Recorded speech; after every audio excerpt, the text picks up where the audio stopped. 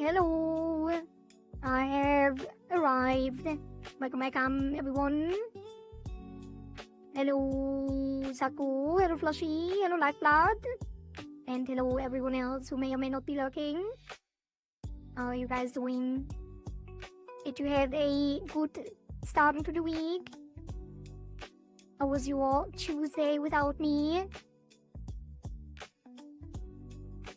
It doesn't really feel like I didn't stream yesterday because I was quite busy on my day off. I'm not busy in terms of like doing work, but I did fun stuff. And time flew by. Pain. I'm sorry to hear that. But today I also was a little bit in pain. Because I was struggling a bit with Wayland Plasma 6, KD Plasma 6. Trying to customize some of my layouts and stuff to be less annoying to deal with. Basically, I finally kind of found a way to have the alert feed on my layout. I was trying to find a different way and I didn't figure it out. And now it's just a Chromium app mode window of the actual alert feed from Stream Elements, like the pop out window. So I can now see all the alerts again. I guess I could kinda anyway because they are appearing in chat on the overlay and stuff. But this one is a little bit more useful because it also shows like everything else.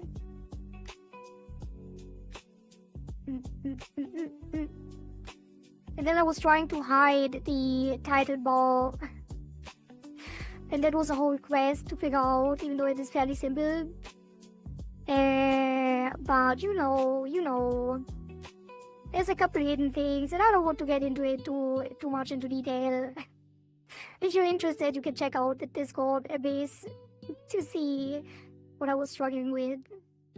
But overall, it's not a big deal.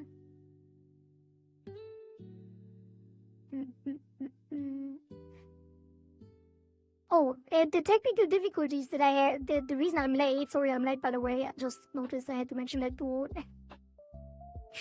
I thought I had technical difficulties, but I was just stupid, basically. I was wondering why the microphone is not working.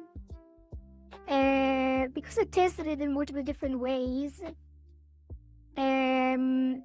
But in my current routing configuration, it only, like, I can only hear if it's working when I have the OBS monitor on. So I didn't have that on and thought something broke. Which is especially weird because I tested it on Discord with my actual mic. Instead of the routing, like directly my mic, and that didn't work either. That is kind of weird because the routing shouldn't interfere with that. But it did. So it was just me being silly.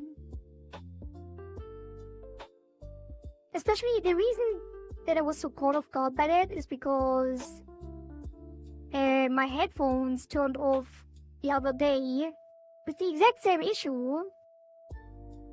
And one of the terminal commands gave me the same error when I did that, when I investigated that issue.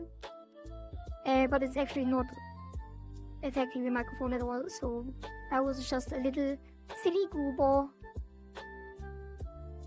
J3, yep. And we have some new emotes! I was, the person we rated yesterday had some really, really cool emotes in chat. And I joined some of them from 7TV. Which one was it? Which one were it? Oh yeah, the... Wait. It was... Stupid piece of shit bastard. This guy from Eugenics. Basic. That is quite the stupid piece of shit bastard. What else? There were a couple more. And we already have so many, so it's kind of hard to find your way around. Oh, this one? Because I feel like people are using like similar emotes, and that is an expression that I feel like some people would enjoy. And then anytime someone makes a mistake or says something stupid, yeah. Maybe. I'm sure we will find some usage. And then there was one more thing. There were a couple more that I thought I might add as well, but I haven't yet. What was the other one?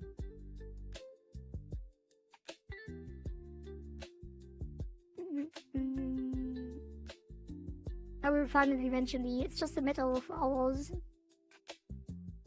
Because of how many we already have. Uh-oh, it's not Bowser crashing again. Yep. Well, what did I say again? What did I say again? It doesn't really crash. I don't think it ever crashed, but it crashed exactly after I said it. So what the hell? Am I a prophet? Am I an accidental prophet? Accidental prophet Kohari does it again. But yeah, it was lagging and then it shut down. Great. But it's not just of memory this time.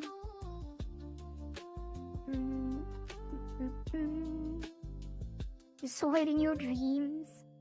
I don't think I did. But there was a recent episode of the science podcast that I like watching with Michael from Bezos and Anna Fry. And they were talking about cognitive ghosts and the feeling of having something experienced already or in a dream.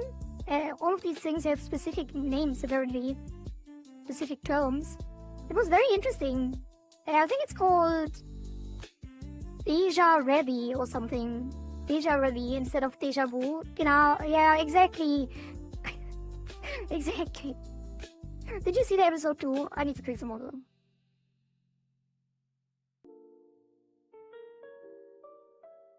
No. They didn't see the episode, they still know the term. I've actually heard it for the first time. Watching that podcast yesterday. I already knew it because that shit happens to me. It does happen to me too, but I never really looked it up specifically. I thought it was just deja vu. I thought deja vu would describe all of these. Very interesting. I'm still looking for the emote, by the way, now that the thing crashed and I have to go through it again. I think it's probably because there's so many emotes that my browser can't handle it.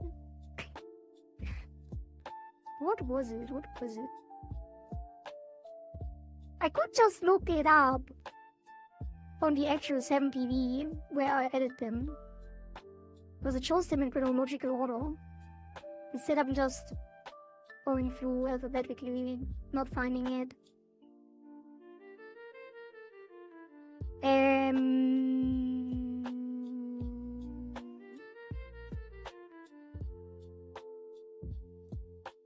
Maybe I didn't. Maybe I didn't add anything else.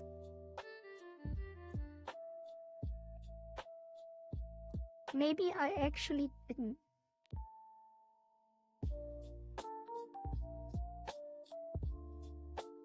But does it actually show them alphabetically? I don't know. Chronologically. Ah.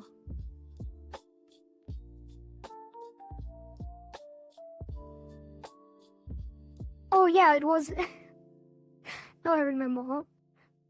It's Monka Haley watches white people happy smokes while running over civilians of Chicago and fat tank people. Wait, I can't even read the entire thing. It's too long. It's not even displayed on the website.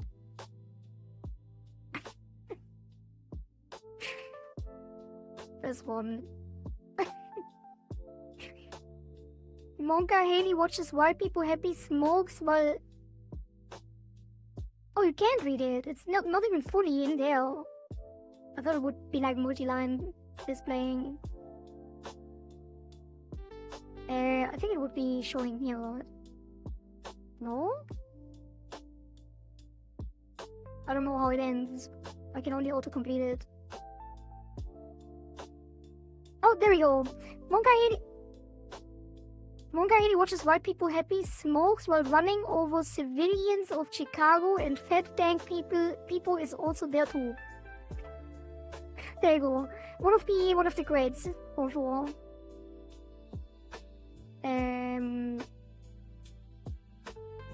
Alongside people sitting comfortably around a campfire with his friends or something. One guy watches white people happy, smokes while running over civilians of Chicago, and that tank people is also there too. Exactly. Oh, fat tank people is also there too. Now I get it. I thought we had that one. People sitting very comfortably around the campfire with his friends. Yeah, I'm just saying that it's one of those type of emotes with having a long name and stuff. But just that one we had for a long time. The Haley is a new one. I think no one will ever use it, but maybe you find a use case for it at some point.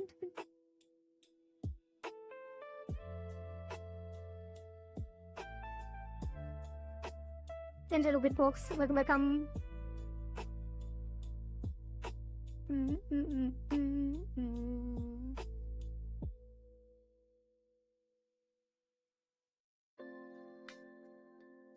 Right. What else is there? Nothing really, I think. Why would white people do that? Yeah, why is it specifically in Chicago? That's what I didn't get.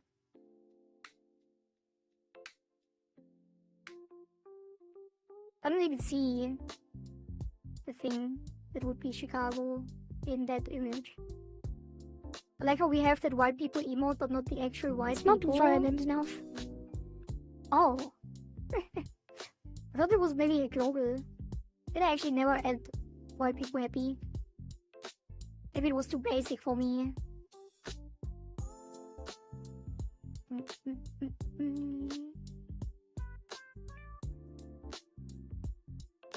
I'm surprised it's not a global on 7TV or BTTV. Actually. Ari, I seek thy wisdom. Apparently a viewer currently subbed to me on Ko-fi, meaning I have extra money to buy Mugenics. Should I? I don't know. Did they give you the money for your laptop? Or did they give you money just to spend it? If it's just to spend it, do whatever you want with it. I am not your mother. Do whatever you want with your money, Zako. Use the money how you see fit and use it wisely. It's a random money. Laptop has been bought last month. Oh, nice. Wait, didn't I see your counter still somewhere? Maybe not. Maybe my data is out of date.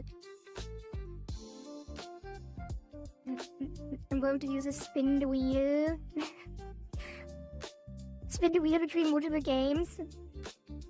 New counter was for a drawing tablet. Oh, nice. Just a yes or no. Could flip a coin as well.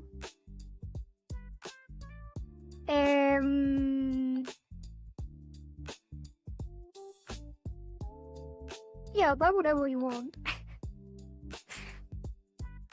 Did you, like, there's a couple other games that you could buy instead as well, like Satisfyer 2, which probably would also be a lot of fun. But Mugenics definitely, after I started using the Steven mechanic, definitely am re-hooked on the game. And I already am almost 100 hours in, and we're like not even halfway through. So that is definitely a good purchase. Currently already have Slay the Spire 1 and will probably maybe stream it too. Oh, you're gonna stream Slay the Spire 1?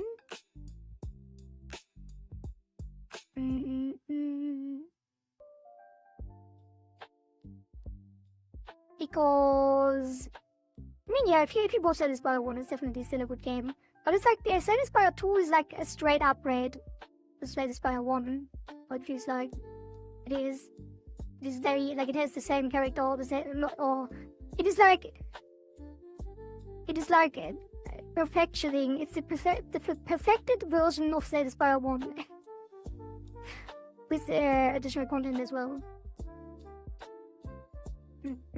But yeah, if you haven't played the first one, then sure, you should probably play that first and spend your time on that. No need to spend money on the new one. So if you already have so many games to play, why would you buy Mutants?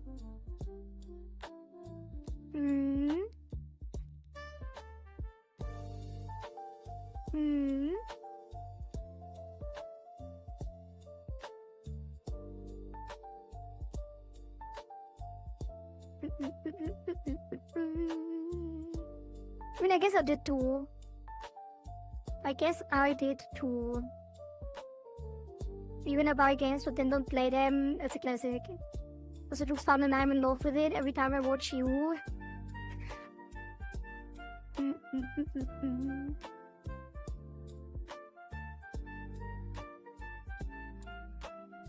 Well,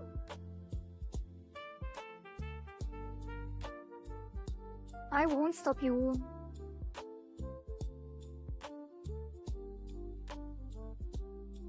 But yeah, I do that too sometimes, or I did that in the past. Buy games and don't play them. But technically, I bought Blueprints to play on stream and I still haven't played it. But we definitely will. Who would have thought that it would take that long? But I will definitely play it. 100%. Although given that I also have Slay the Spire now, because Nom Nom gifted it to me on Steam. Blueprints might still be quite a while. Steam library demands games for the game board. Or Lord Gaiden demands our money.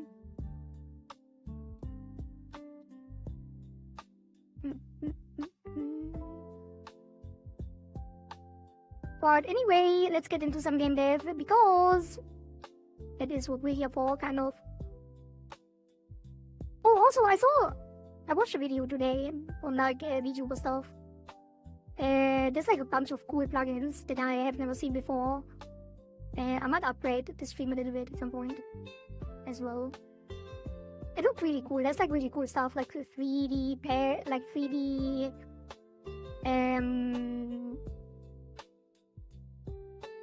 I don't know what to call it. Some cool 3D shaders that you can put like a panel, like chat or something, as a 3D object and then can float around and you can spin it. Stuff like that. Or holographic displays. And what else was it? Like, it was a bunch of things that I think look really cool. I might integrate some of them. But I haven't downloaded it yet, I just saw the video. I think Kohari is the guy who makes them. They made like a lot of plugins for OBS specifically, or mostly for VTubers to use. Okay, let's get into it. Boop. Oh, you can't see it. Which one is it? That. And then I go into my corner. Boop. Oh, also, right, the one I wanted to use the most is probably the VTuber thing that lets you trigger all of your VTuber toggles inside OBS. Because it's a dock in OBS that we can see all of your toggles. That's kind of awesome. I didn't even think anyone would do something like that, but apparently they did. but I don't have it yet. But I will in the future, probably, because that sounds awesome. Since I still don't have a Steam Deck, I could also use my phone, I guess, for Steam Deck functionality. And now that I had the iPhone too, I'm not sure if I can have like the Steam Deck open on top of the base tracker. I should probably try it, because that would be very useful. But not today, because there is game living to do. And yeah. So last time we did mostly refine the mini gnome storm. Because there were a couple of bugs, like the piranhas. When you pause the game, the piranhas kept spawning while paused, and then they all spawned in a square. And we're all running into it once after unpausing. There was some rotation issues and some spawning issues, and I was debugging for quite a while. And it was a very silly, easy thing to fix, but it took me forever to find it. Now everything is working perfectly. But let me show you.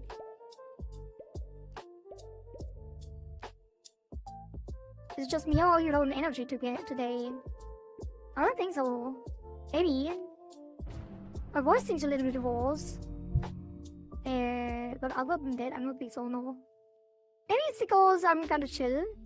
Low energy singing. Yeah, maybe. But it's not a mood thing. I'm in a great mood. Might be your voice just being hoarse? Yeah, maybe a little bit.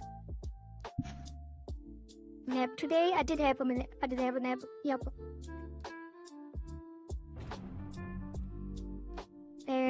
I had a 15-minute nap. ASMR stream. Yeah, I think my voice is a little bit hoarse. Ooh. I don't know why.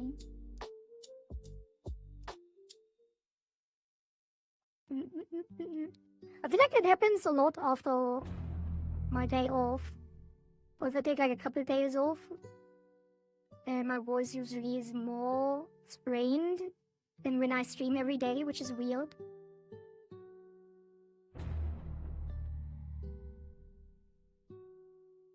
I was also sneezing a lot today. I don't know if that impacted it. I had like weird sneezing today. Oh.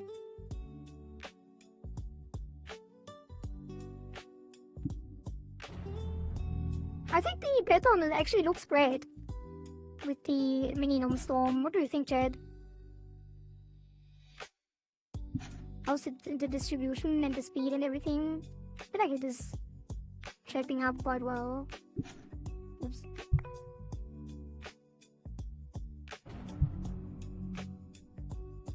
Except the one that comes from the right side. I don't know why that always spawns on top, or like so consistently on top. Like, look at that, there's like half the piranhas spawn literally on the top line. I don't know what that is, because everything else is working well. Like, all the other ones are normal.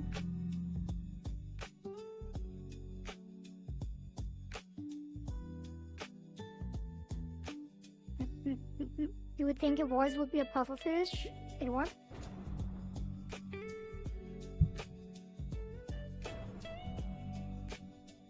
What do you mean by that?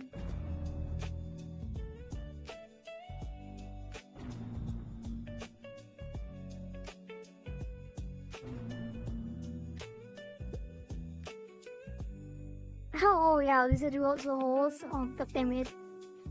How dare you? How dare you make a pun like that? Okay, so today I thought we might introduce another attack. Probably a MEGANOM BEEEEEAM! That's the one that I was thinking of. Damn,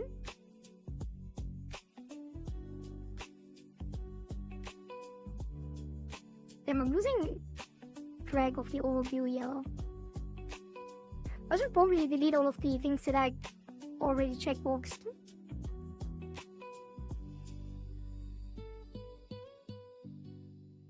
yeah, this one.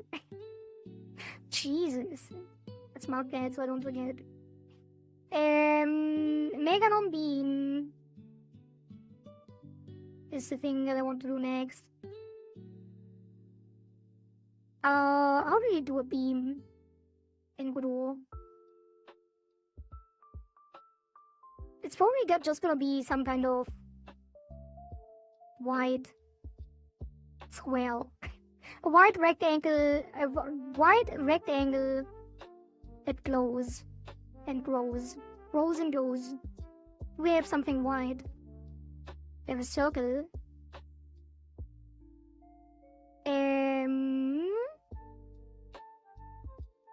Let's see. What if we just take the circle and stretch it like that?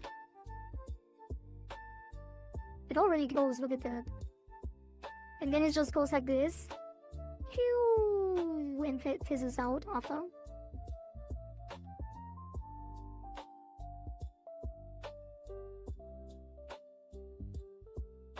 What do you think? We'll put a shadow on it too. And some kind of paragraph. Condition that 0 is true. It throws an error when I make it too small. That's crazy.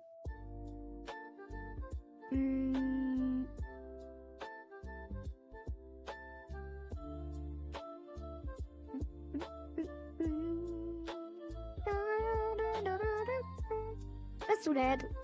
Let's just make a sprite. Let's do... Maybe I should make it a separate scene. Eugenics has been bought. Well, Zako, I wish you a lot of fun and that I wish you that all your cats survive. Have fun with eugenics. Holy streak. Streak? Wait, did someone post a streak? Why is it not in chat then? Usually I see it. Wait, why did the streak stop to show in chat?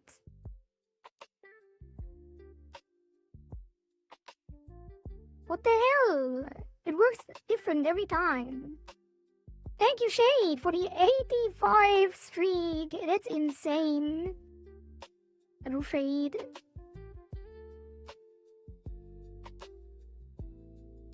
It is so weird. Like yesterday, I think yesterday we didn't see it either, but the day before we did. I feel like the app that I'm using for chat changes like every day with some random things that worked one day and then don't work the other day. Like all of the chat messages were showing. I know that in the very beginning, all of the chat messages were not showing. And then recently, after switching to CachyOS, everything was showing, and I was very happy about that because I was able to see only the redeems, and I was able to see everything else. Yeah, Blue Kohari is working. Why is that showing? But the streak isn't.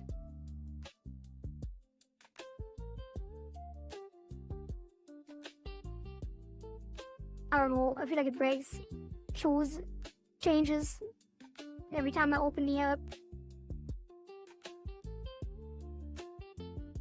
I think the main reason it didn't show in the past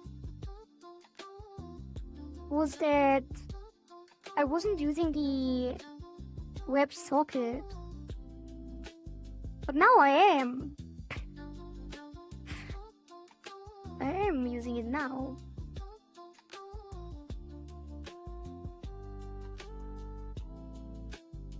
I'm restarting it.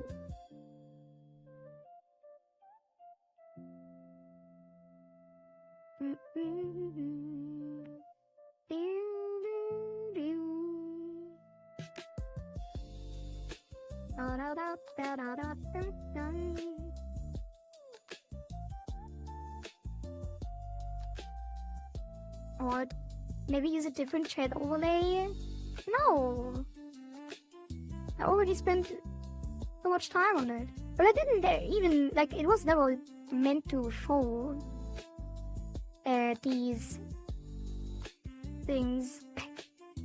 I never expected it to show them, but now that I know it can technically do it, I'm kinda sad that it doesn't. Because I thought it wasn't possible. Because of Twitch not showing the API as a chat message, because it's different.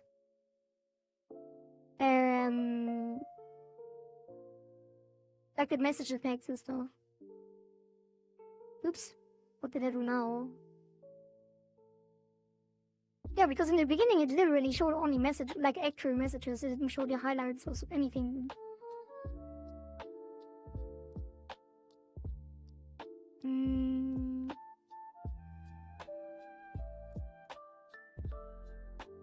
Yeah, I don't know, it's fine.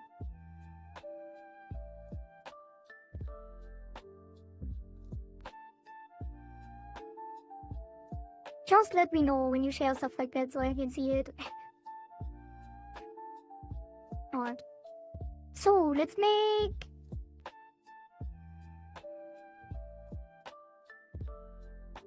There probably should be a separate scene, or at least it should have a separate script.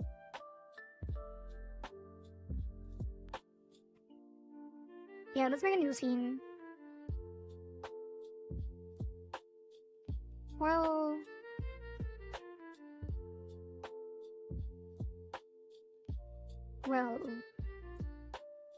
Maybe not. We can make it a new scene later if I want to, if I change my mind. Make it a Node 2D as a base. And put that... on... his body. On his body. Where is his body? I put it... Wait, that is already correct, right? No? Yes? Okay, this would be... beam... errand. And then... it gets a sprite. Beam... call it beam attack. Call it Meganom Beam. No, just beam attack. And then sprite. And this will be a white circle. Let's call it actually beam sprite. And that will go over here. Maybe I should show the boss while we are doing this.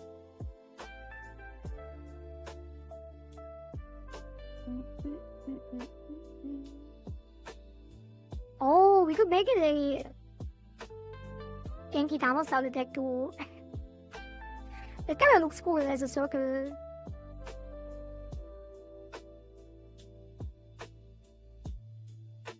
Not sure yet.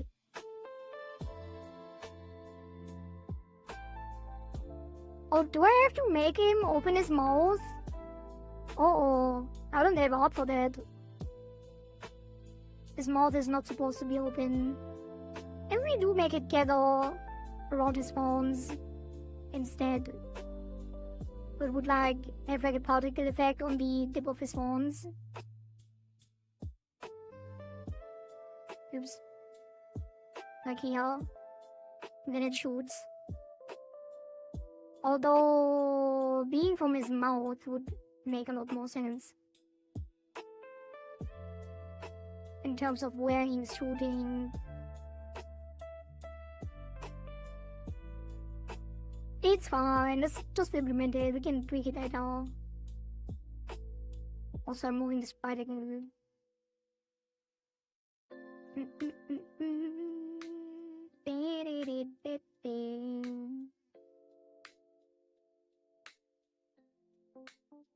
Put it here. And make it a lot smaller. Can I just scale it down from it? Should be scaling this throughout the attack. Probably the attack, because there will be a bird box on it as well. Let's build an area to the... And it will be the box.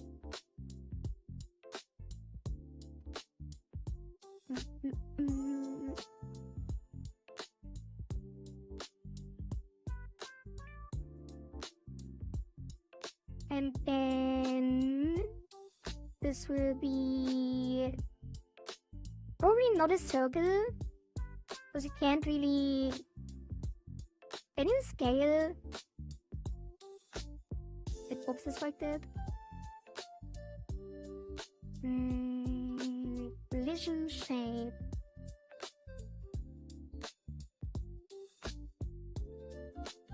Or scale the beam with a collision shape or something. Like this a rectangle.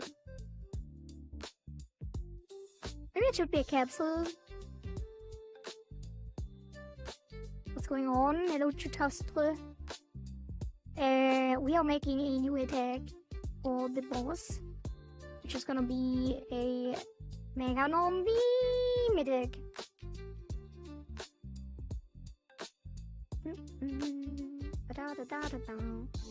And then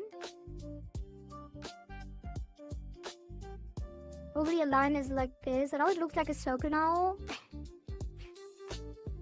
but it won't be. Uh-oh. Okay, what is the scaling? It looks so weird. Oh god. I don't know how well how well physics work, collision physics with scaling. Wait, what am I doing? Can you scale hitboxes?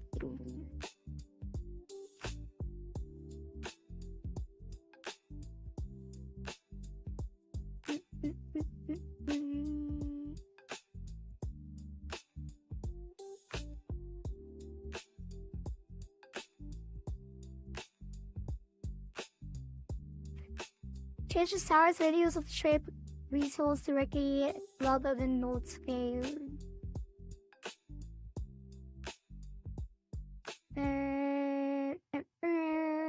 Physics body channels scaling 40 area 2D nodes often used to Xboxes can sometimes be scaled directly, although modifying the shape property is safer. Scaling parent nodes like layer node will inherit the scale in the hitbox, which often causes issues. Keep scale at 1 for parent node. I guess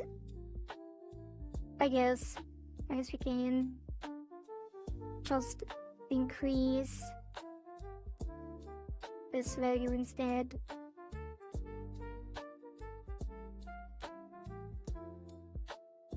Although I'm not sure which value that is. Right. And how would I... This is pixel based. How would I actually align that properly? Let me just try it with scaling and then hope it doesn't break.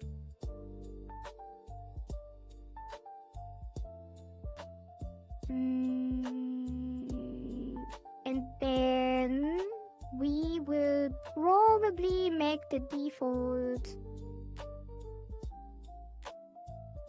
large, like the enlarged version of it. Which I'm not sure how large it will be.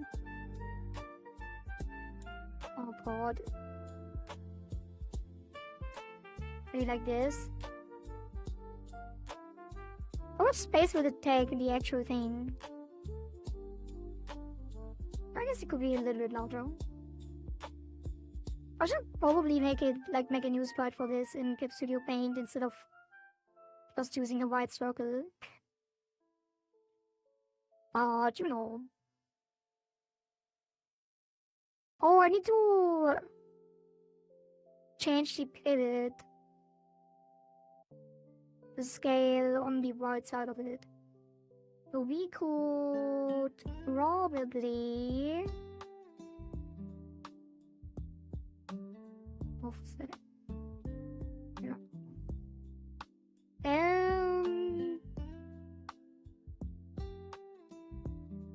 Isn't there not usually a pivot element in these? I thought there was. What is this? Why did it jump?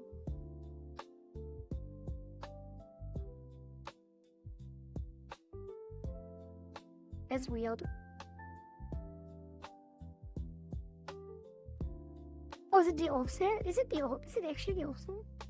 But I can't set it in pixels, because otherwise if I scale it, is it actually scaling around the offset?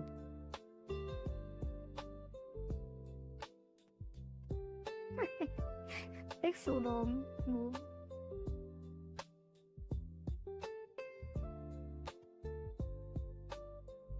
So what if I scale it now? Oh, it does! Let's do -400. And then this one goes onto the sprite and resets the transform. Go off the sprite. This one goes to 0.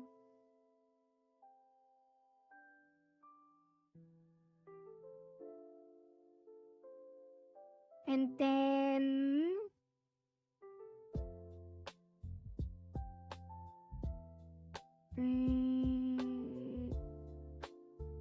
on the sprite,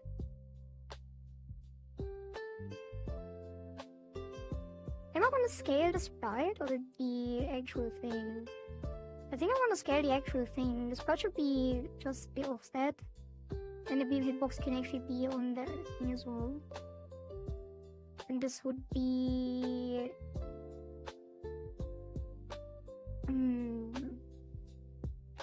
Alright, I wish this would also be offset. I don't think I can though. What is custom solver wise? How much bodies react to enforce onto?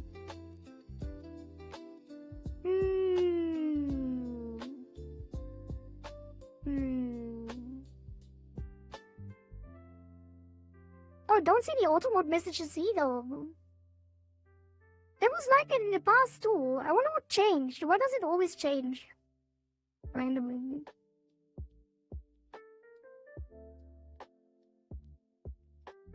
Weird.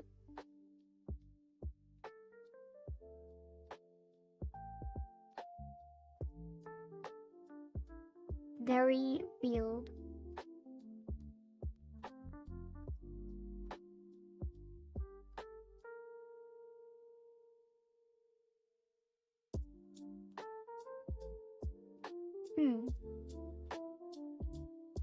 Everything is set, like I can't see. Yeah, it's just not going through the WebSocket for some reason. Whatever, I'm not gonna troubleshoot that.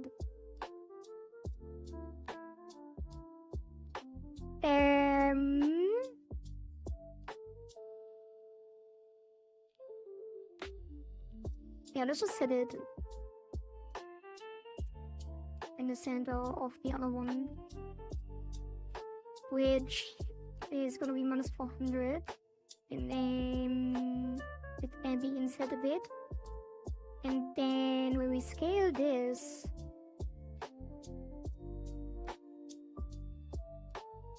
it just stretches like that, and hopefully it will actually hit. Okay, and then it goes probably here between the horns, and then show behind parent, which is not working. Put it on the sprite. No.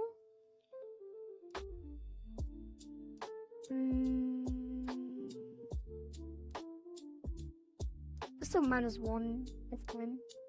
I think. maybe, might not be. And then it's gonna start small. But like, bro, actually,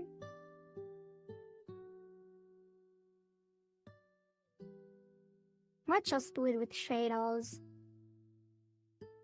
I guess I should scale this one to 2.5.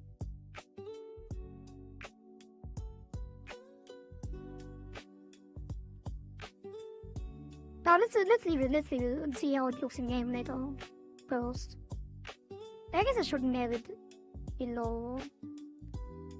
We could have it here in between. And then we get some kind of script and some kind of shader.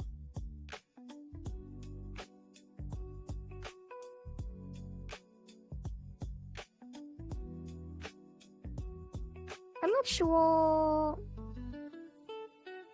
I should probably control it in the actual Meganom script and not in a separate script, actually. So let's put it here. At export.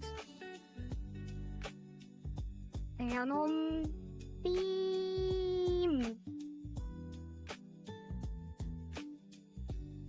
Beam attack. This will be a node to the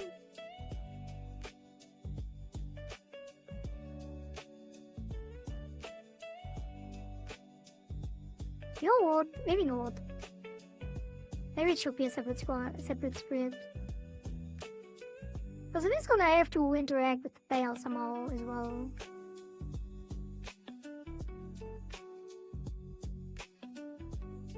And we could have it like shoot and then it would be detached as well.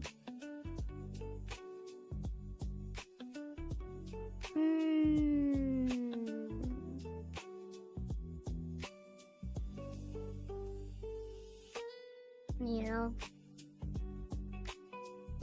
Beam attack, EAC4.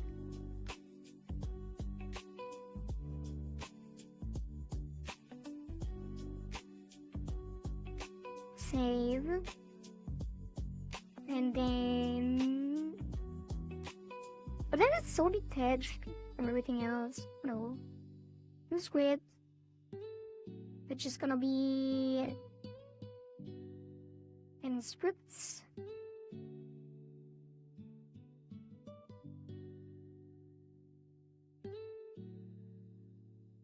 And it's gonna be last name, beam attack, ESC4. And this is gonna be beam attack ESC4. And then ESC4. And then we'll probably just instantiate it at the point that is defined here. So this will not be beam attacking EC4, this will be a separate node.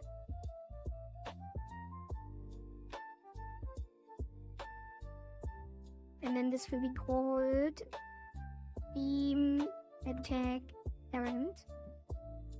And then we will export beam attack errand.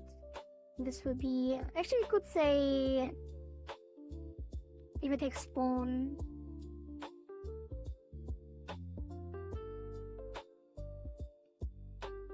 Or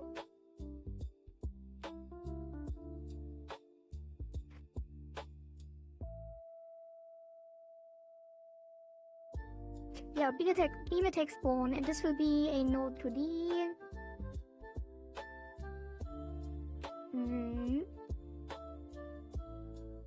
And this will be at his face, which it is.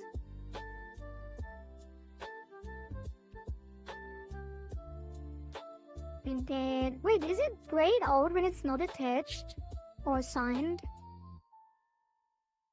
No, it's just spread out for some reason. Because it's... I don't know why some of these are blue and others aren't. Because it's not used, probably. And then we call it trigger beam attack.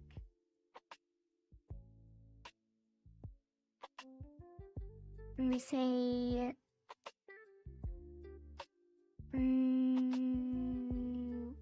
beam attack. We need a beam attack resource as well. Gonna be export beam attack freeze. Which is gonna be a beam attack AC4. That is gonna be the resource, right? So it's the scene. Do we usually call it resource? Or is it the actual type? It has to be resource, otherwise you can't instantiate it, right? Beam attack. And then this is gonna be there. And then will be beam attack resource instantiate. Beam attack instance. Instantiate. Just call beam attack. And then beam attack. Oh, and that's gonna get the type beam attack. So we can autocomplete. And then beam attack.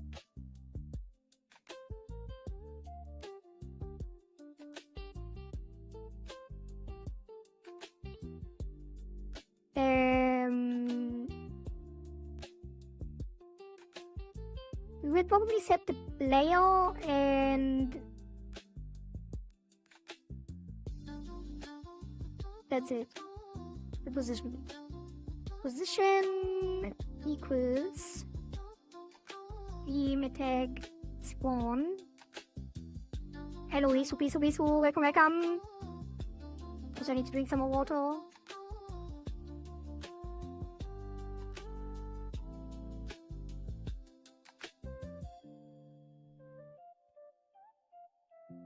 Position. Bloop, bloop, bloop, bloop. Bloop, bloop, bloop, bloop. Exactly. This is gonna be beam attack spawn. And then add get tree. How does the gameplay edit usually? Add child.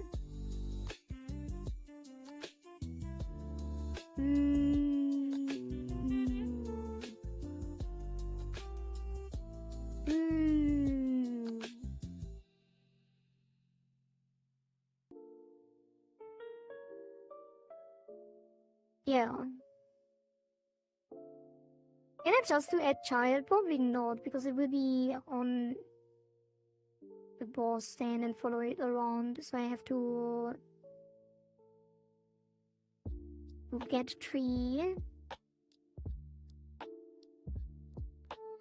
root,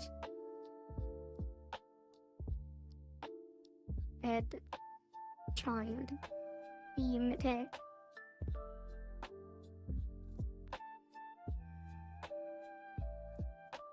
Like that. Maybe we don't need the root. Maybe we can do add child. And then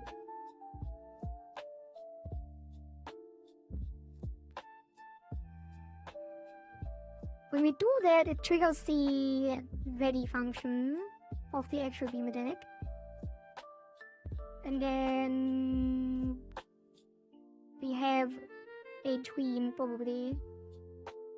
We could just do something really simple. Create tween.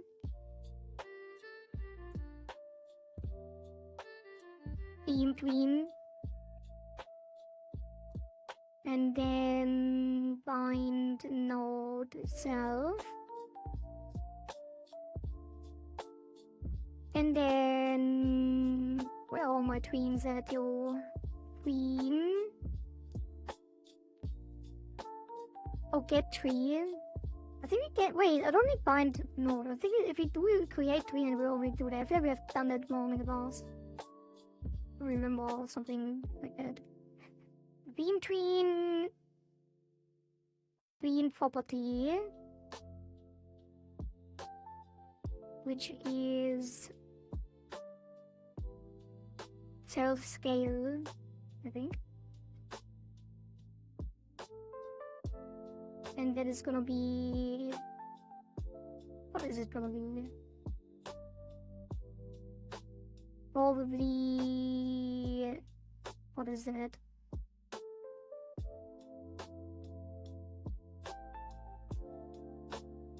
Yeah, what's the value? 5.2, 6.2.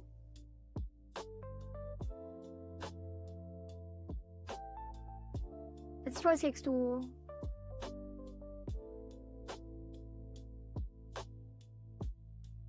It's probably gonna be really large.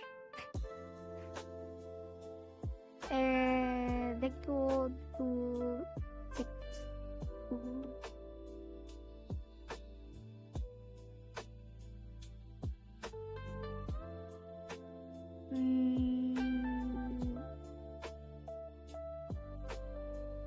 Oh, time. The time as well. Over 2 seconds.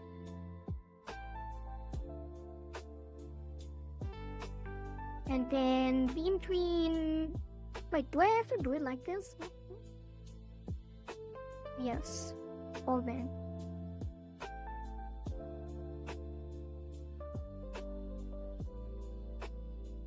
Beam tween all back is gonna be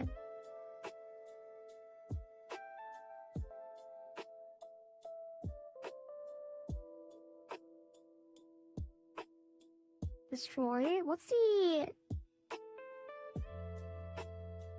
is the exit? Like, what is the destroy function I'm gonna do again?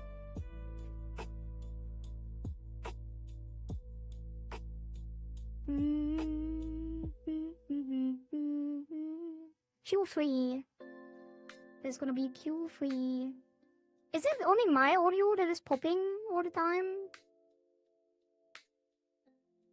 Desyncing and stuff? Probably.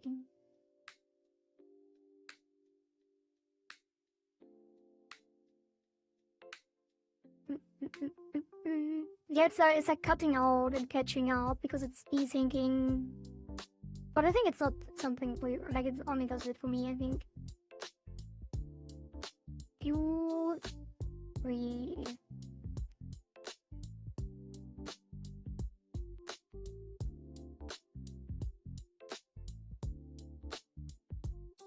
Do that.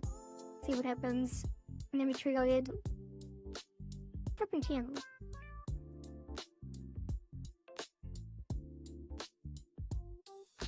Nothing.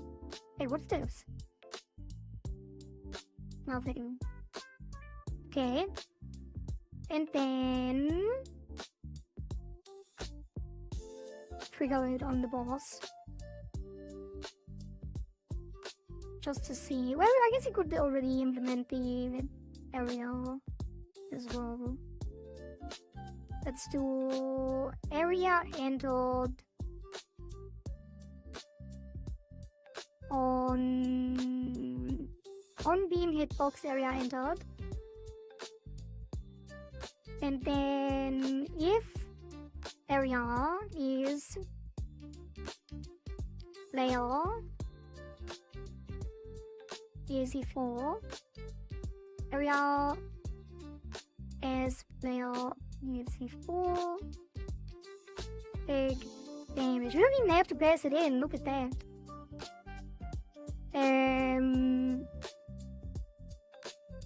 And this is gonna be the boss damage. I guess you would have to have the boss at least. So this is gonna be boss. No, let's do damage. Load 0, because this will be set are the actual boss.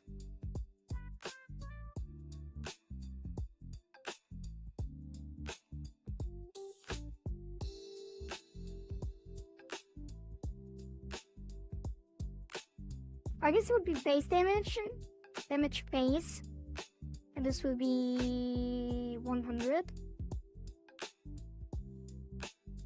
And then the boss multiplies it.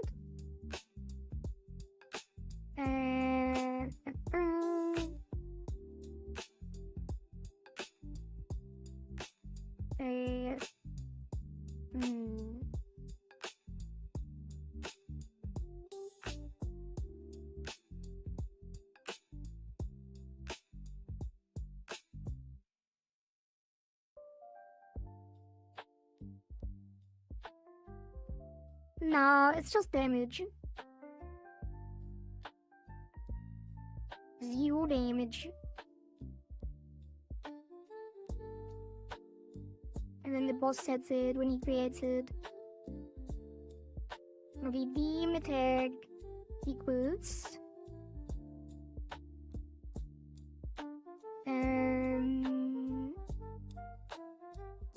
What does the boss have?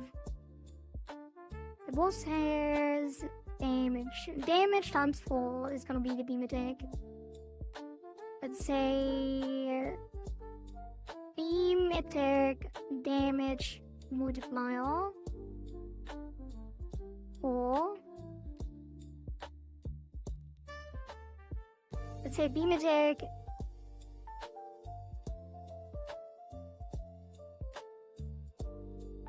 damage coefficient.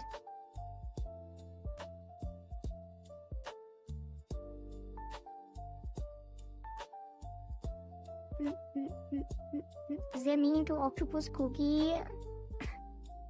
I don't think so. I think Zaku is the otaku and likes giving out cookies. Otakudachi, the VTuber I'm based on, has a thing for being greedy with cookies to the point that we don't share. In my case, I freely give them. You're just handing out cookies.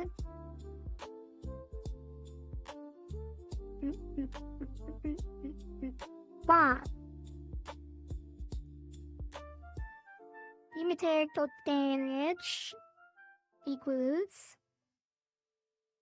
damage times beam attack coefficient. And this should already work. Already work. Let's see, but we're triggering it.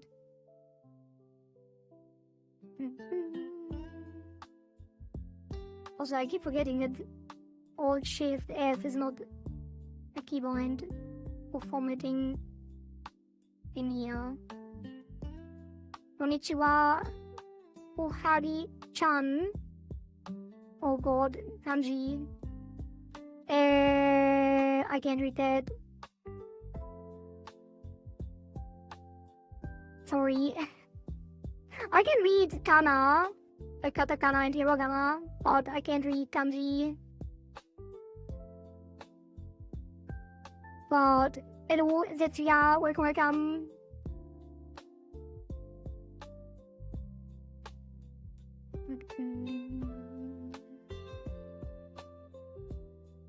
You're as cute as ever. Ah, is it Aikarawazu? Oh, Aikarawazu. Kawaii ne. Thank you, Zetsuya. Oh, これに cute. You're welcome.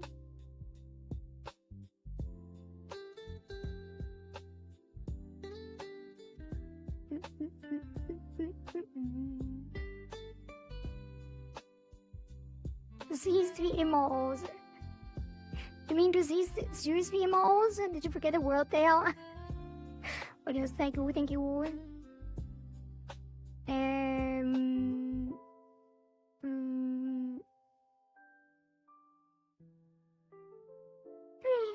Oh, this would be parents. Oh no. And then, oh no.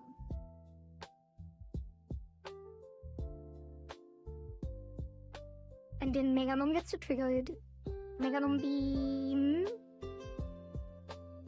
And we are triggering it instead of the Minimum Storm, just to see what happens.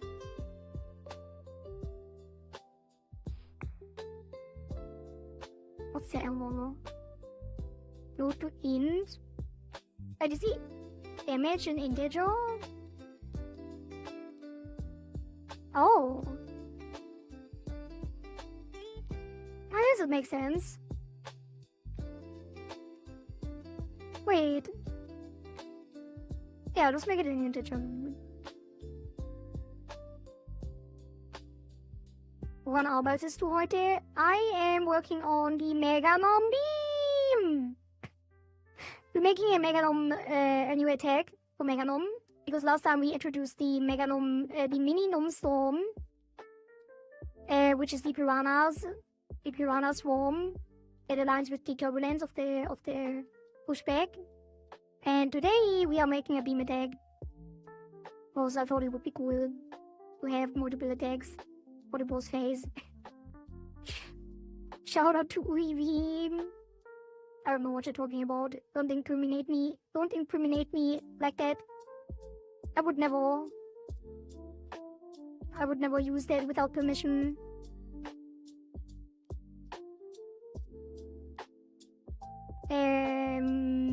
Okay, and then this will be damage times coefficient. And is this damage value also an integer? No. Yes. No. Yes. It is also an integer. But the coefficient isn't. But that's fine, we can multiply it. And then int. We could round it.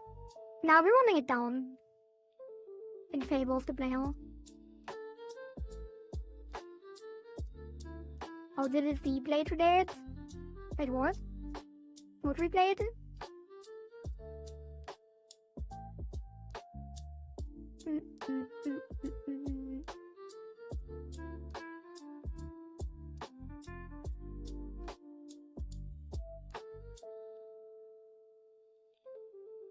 Oh, how did it reply to that? Reply? Hello Z-Day, welcome. You're replying to yourself because the overlay is weird? Or do you mean, or was it actually like that in Twitch? Oh yeah, it was. I don't know, maybe things are weird today. Maybe it's Twitch that is weird. And not me.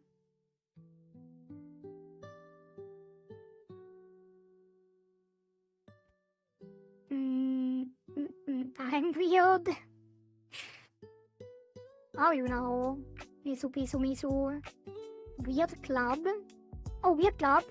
Welcome to the Weird Club. You should be rid of warnings and errors now. Nice. Also, Jet, did you know? I just remembered that. Did I talk about that yesterday? I don't remember. But basically, since we're using the door, Slay the Spire 2 was also made in Godot. So Slay the Spire 2 is now the most successful Godot game ever made. And apparently, Godot is known for being very easy to decompile. So people have decompiled the entire thing. Which means that you can technically look at one of the greatest games ever made and look at their source code to learn Godot. Isn't that great? I don't know if I should be mentioning stuff like that. I don't know how much they care.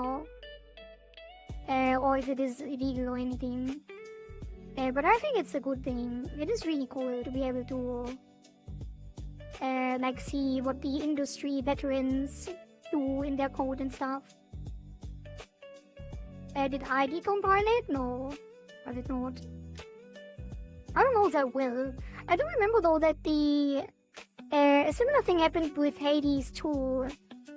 Because Hades 2, I think it didn't even hide it at all. like, you didn't even have to decompile it, I think, because they have like Lua. They did everything in Lua for modding support. So you can also see, I think, the entire source code of Hades 2 as well, if I remember correctly. So if I actually wanted to up my skills, I would probably study that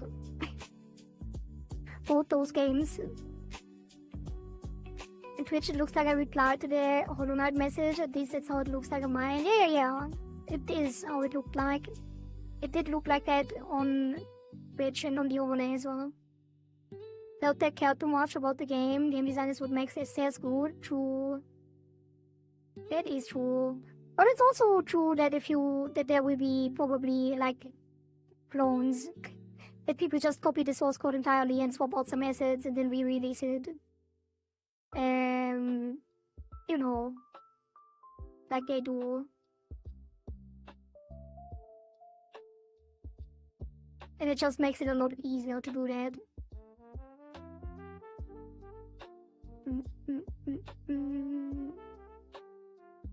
You're watching an Anthro Demon Pufferfish Queen, there's no way you're normal. I guess it is true too. Would you prefer if I was human? I'm playing SS2 while watching. Damn, you just. I hope you have fun. It's a great game. I will play it too after we're done with Eugenics. Maybe I weave it in between because Eugenics might take a very long time still. We could do like 2 days of Slay the Spire and 2 days of Eugenics or something like that.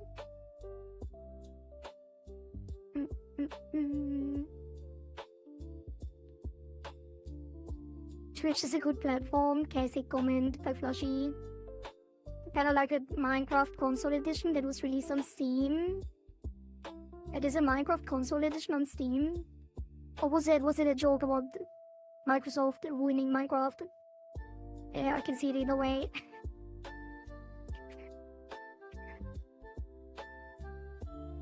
Hello Lizard, how is your stream going? Wait, is there Lizard live currently? Let me check. I think you're in the wrong chat. But hello Yunabia. My stream is going great. But I'm not a lizard. I don't see any lizards live. The source code of Legacy console was leaked and someone released it on Steam. Oh. Said it is so simple and AI could probably code it well enough, maybe accept some finer details of ethics. I don't think so.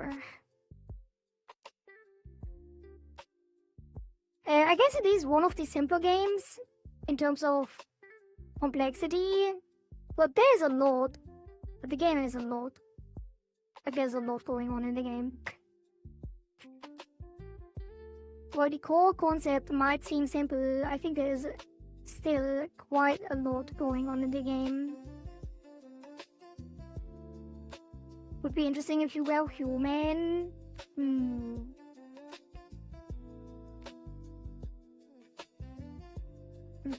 Still in denial. I'm not a lizard. I have to speed up the development of my new, or like the rigging of my new model, so I don't look like a lizard anymore. I remember human Kohari too. I did post an image on Discord at some point. Would be underestimating all the interactions of the myriad of mechanics. Yeah, there's so much going on. And they also have multiplayer now, which adds an entire new level of complexity. Because multiplayer, I feel like that is the first game. I'm sure there are others, but it's like the first game of this type that has a multiplayer. Because I don't think there's any roguelite deck builders with multiplayer at all, anywhere. And it's 4-player co-op as well. It's not even fighting against each other. It's 4-player co-op. And it's asynchronous. Well, it's synchronous. Yeah, synchronous.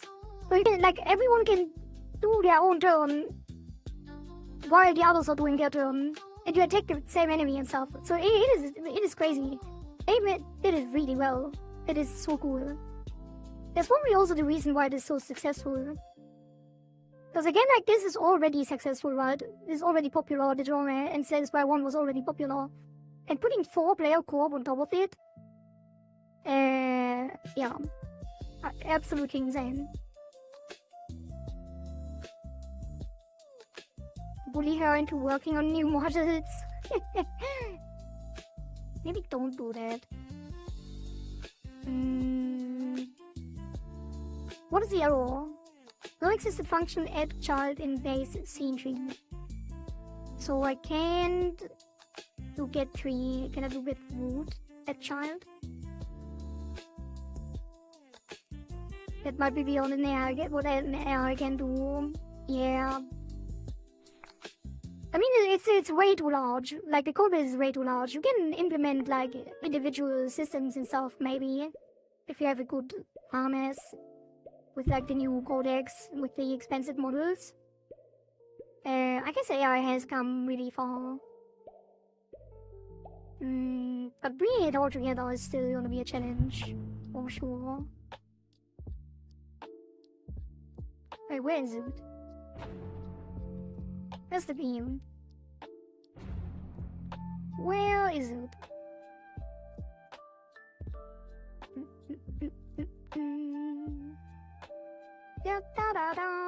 What if I just did add child and did catch it after?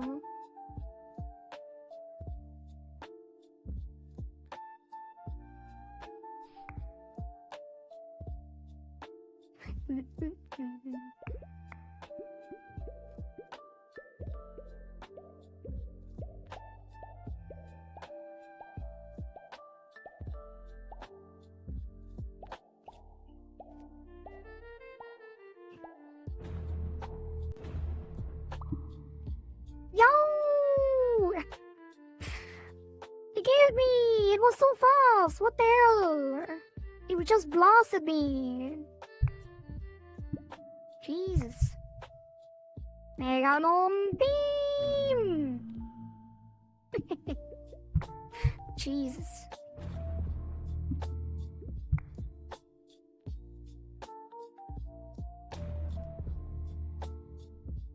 Alright. For just being a white circle, doesn't look that bad. Isn't the water beam too big? It is a little bit too big.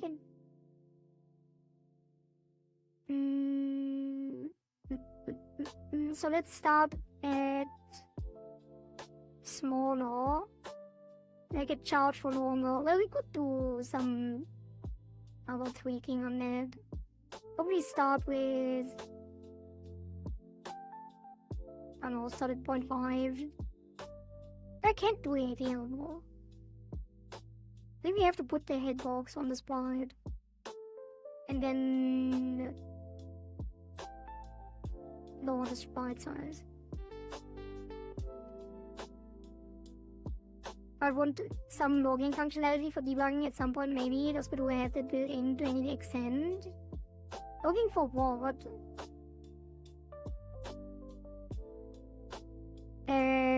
Not sure if there's a logging system. I think there might be.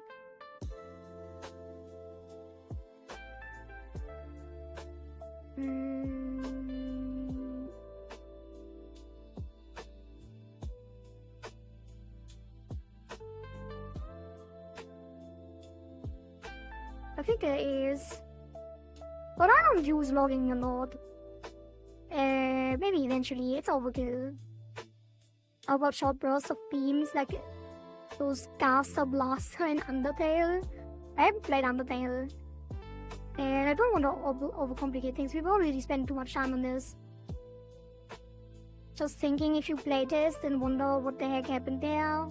Yeah, that's what usually happens. But there's a debugger in general. You can set breakpoints and step through everything. I'm just not very good at using it.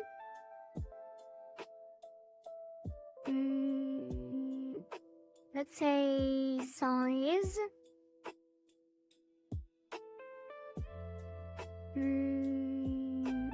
Let's call it growth vector. Maybe a vector 2, that's gonna be 4, 2.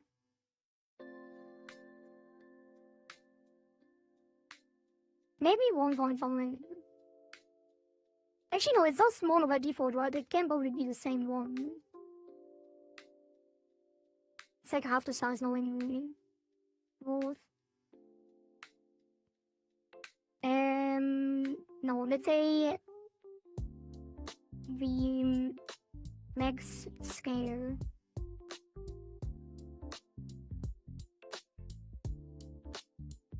Make it over 3 seconds.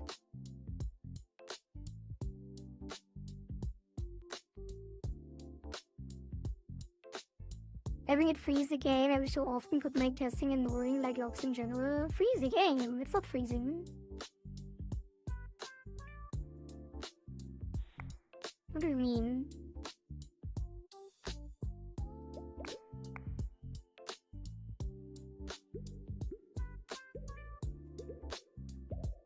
But there's many things I could do to make testing easier. I mention it every stream basically, but I never do it. Breakpoints would freeze the game. Oh, yeah.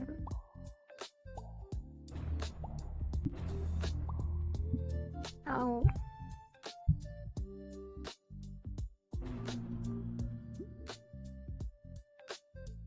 Definitely have to detach it.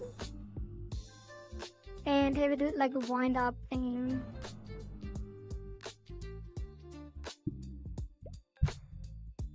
And then actually, it should probably also be faster. It should be winding up, growing in a circle, and then it should shoot out.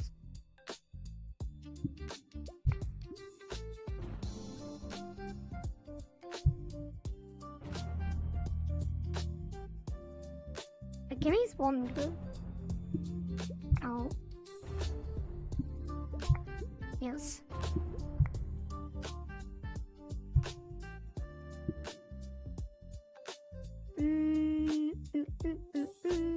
So let's do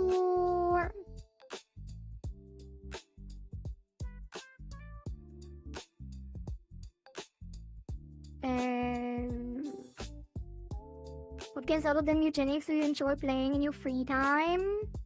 I don't really play games in my free time anymore. So usually I play everything on stream. I have like one day a week where I play with some off-stream, non-streamer friends.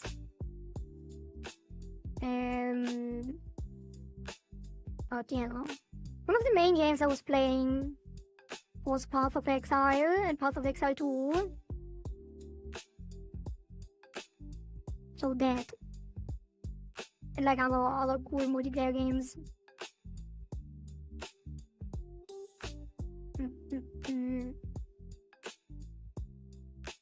I do like roguelites in general. And I also enjoyed RimWorld quite a bit.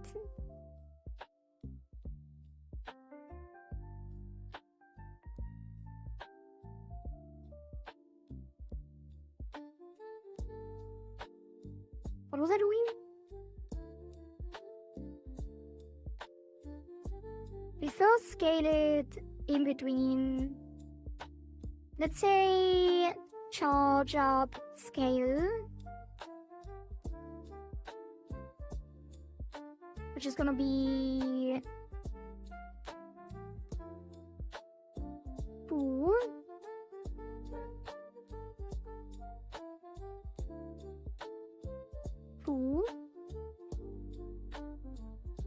And then actually I'm gonna make it even smaller.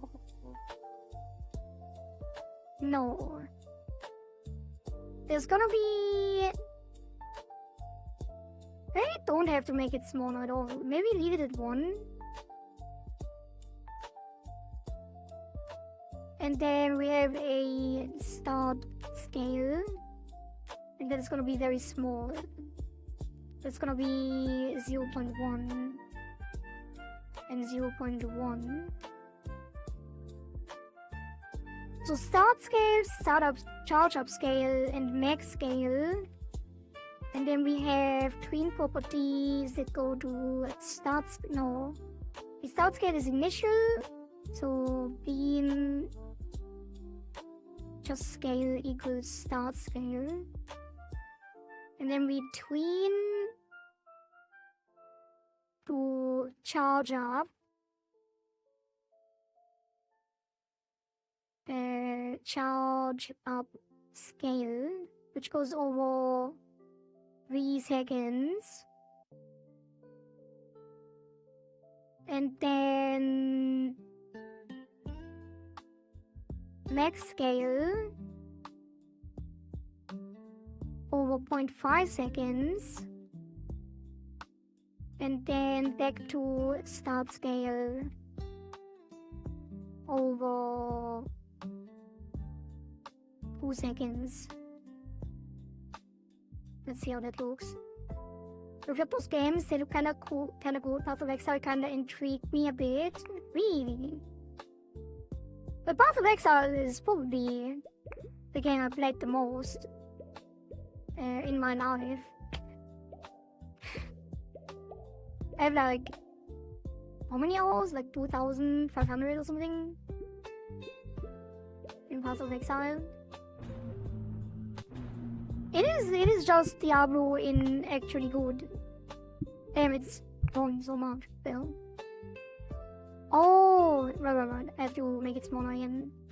So this would be 1. And this would be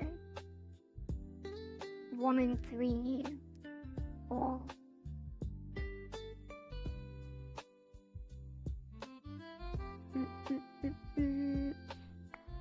No Minecraft, League of Legends, or WoW. Not sure about WoW. I didn't track. But yeah, World of Warcraft was the first game that I no-lifed back in the day. Started with Burning Crusade and then played until the start of Wrath of the Lich King. I don't know how much time I spent in it though.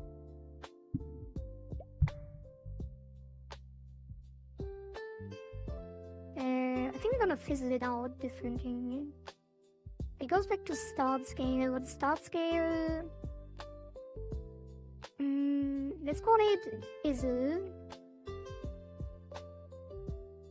Fizzle scale. And this one is gonna be 0.1. Actually, I don't think it needs start scale. Well, we do need it. And 4. And then the fizzle is gonna go here over 2 seconds. And then afterwards, it doesn't matter because it's gonna disappear. I guess it could set it to start scale in like half a second. Or like 0.5. Those times seeing those types of games is I usually play Hearts of Iron 4. What is Hearts of Iron again? Is it like a military sim with like tanks and stuff? Or is it a multiplayer shooter? I don't remember. I heard the name before, but I don't remember at all what it is. Was it like a strategy game?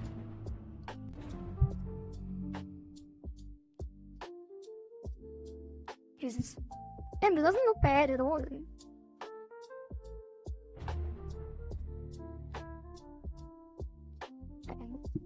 And then it needs to stay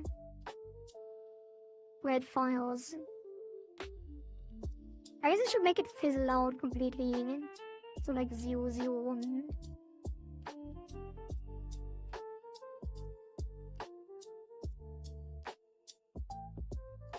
And then we can add some shaders on top later.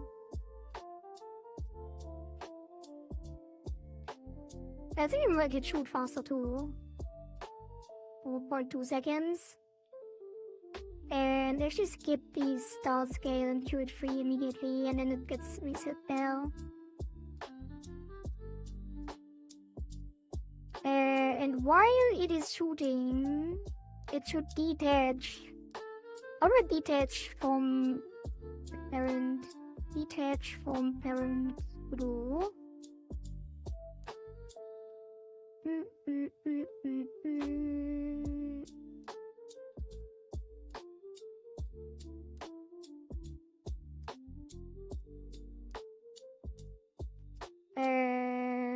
Detach position from parent photo.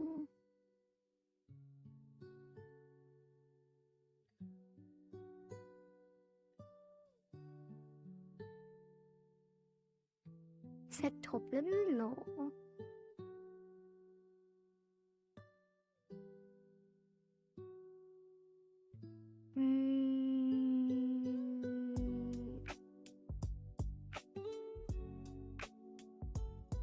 Child not fixed position while parent is moving.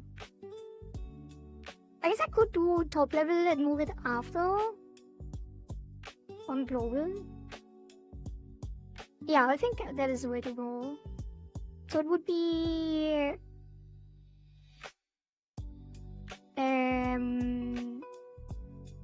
top level true, but not here. When it spawns. Oh, it's always top level. I can make it always top level.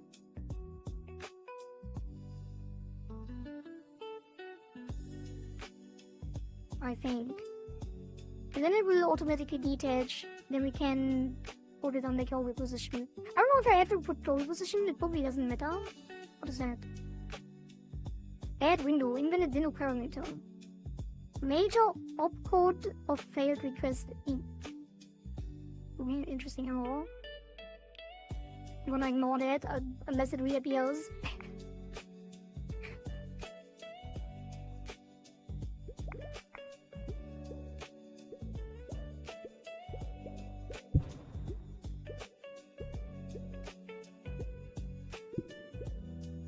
Yeah, getting back to the discussion of World of Warcraft, I actually love playing. It kind of consumed my life back then,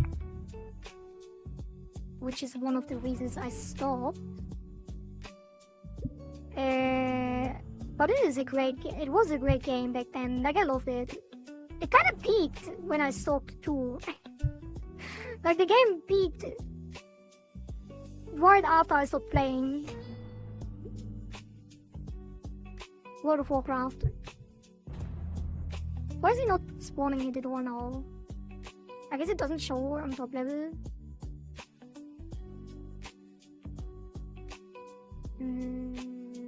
Because it spawns. Oh, it should show. It should show.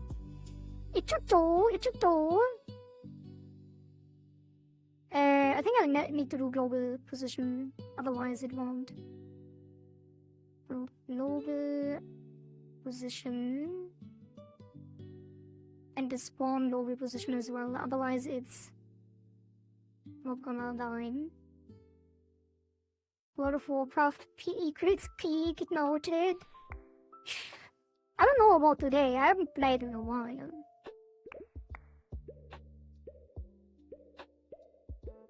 I don't even know when I played last. I think I returned to the game a couple times, or like a little bit. I think I played a little bit of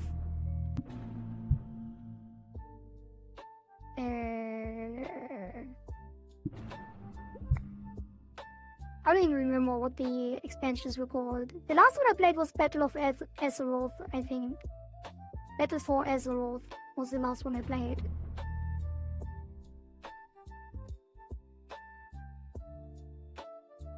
Oh, it doesn't look bad at all. I like that.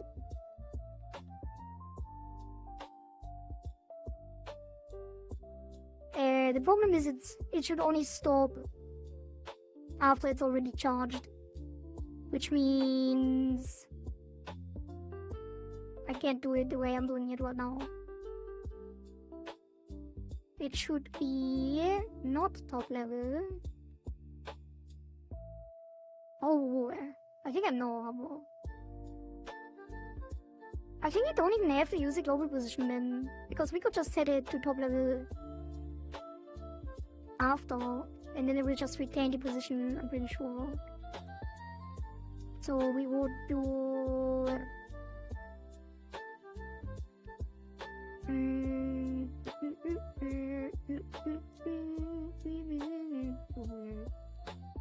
It would be another callback after the max scale.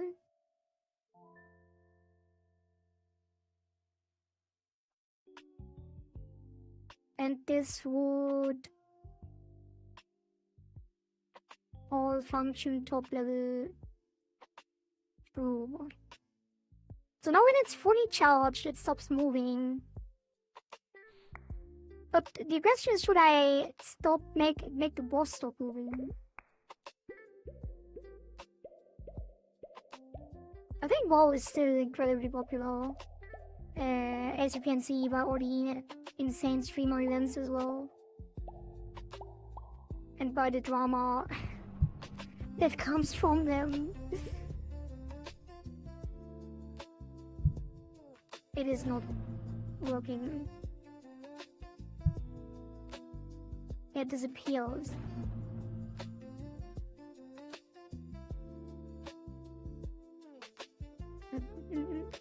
Wasn't there like a recent... There was a recent German hardcore event that like all German streamers played, and even some popular WoW streamers, some popular English WoW streamers.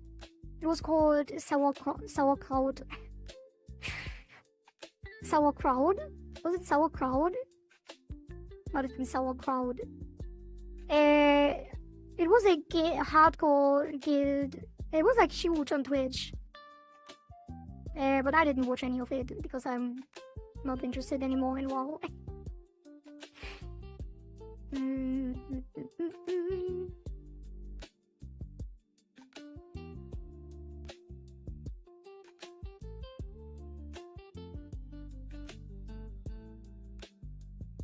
So why is it not working?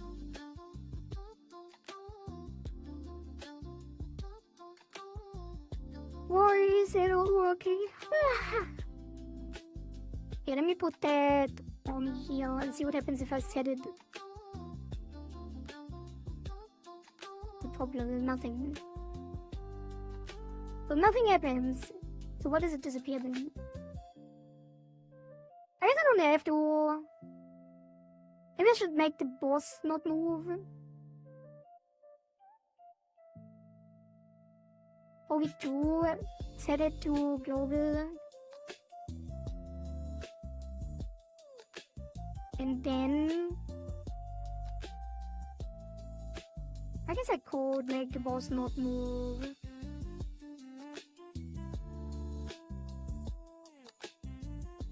And then like add signals.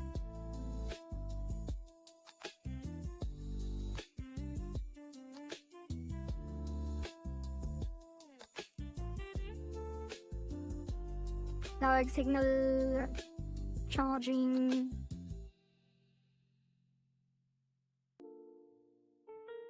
How do we do it? Signal charge charged.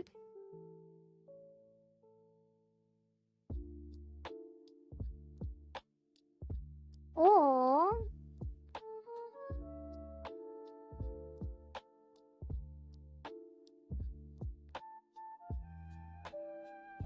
you know, that is correct. We could do beam attack charged.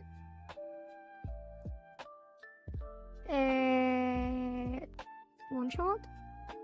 Wait, if I put signal charged, and then we say charged emit.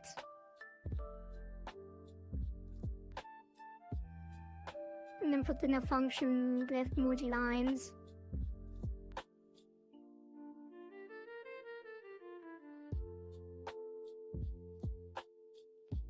Like that.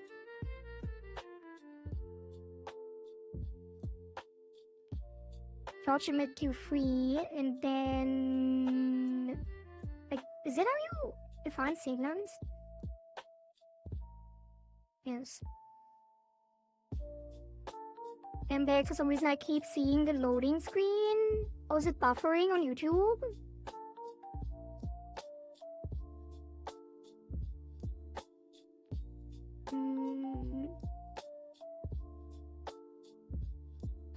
Anyways, to answer the question earlier, Hearts of Iron 4 is basically a strategy game where you conquer the countries and be played in a single or multiplayer. Hearts of Iron. Oh, it's like a civilization. Kinda. Right? But with more focus on war. But it's that type of game. Is it like Risk? Is it like Risk, but as like with the resource management, like the board game, a little bit. I love playing Risk. Back in the day.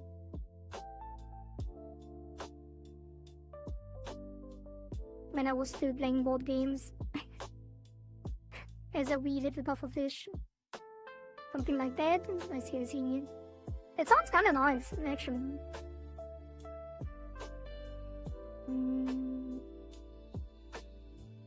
Alright, charged, emit, and then on the boss, we can say charged one shot.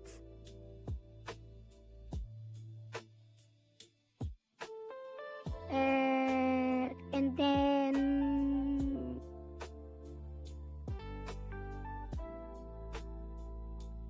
what are we connecting?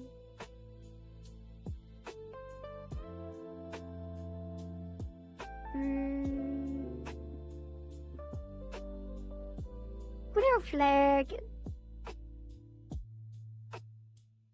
Beam charging.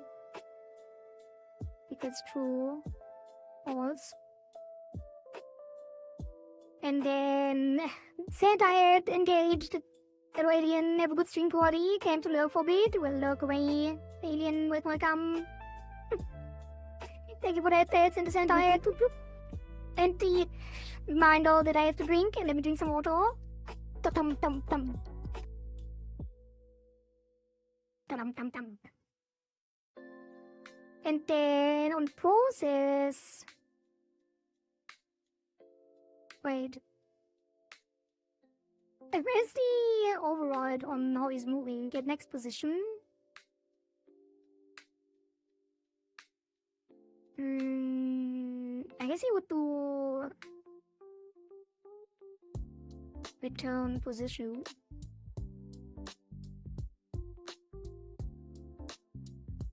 If beam charging.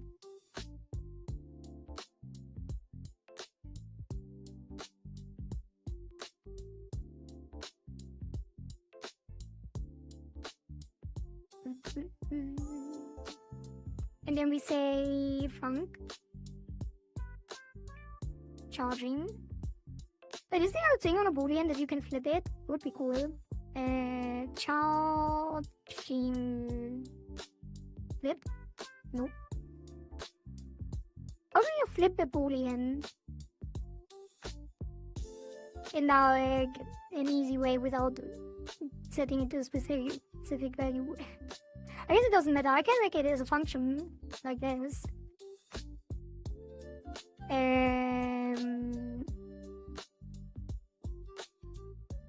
Art would be cool if you could do something else. Bool equals not bool, yeah. No, that's not really what I meant. I meant like if there was a function on the boolean, but that's not a thing because it's a primitive. Because then I could just call it, because you can't really do this in a signal. Oh, I didn't connect. That's why. I think it actually does work. Yeah, it does work.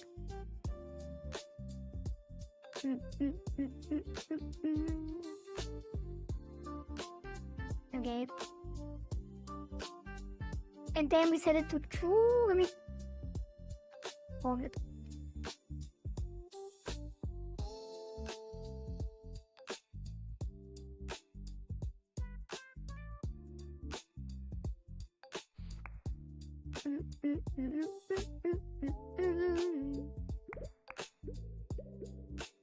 So now, every time we hit him, he should stay still and charge the beam.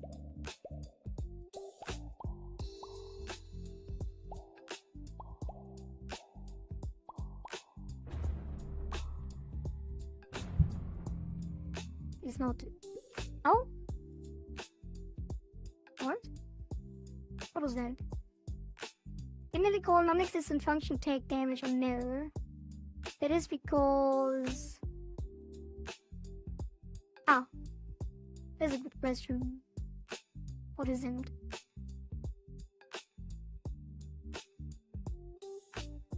Oh, did he run into his own hitbox?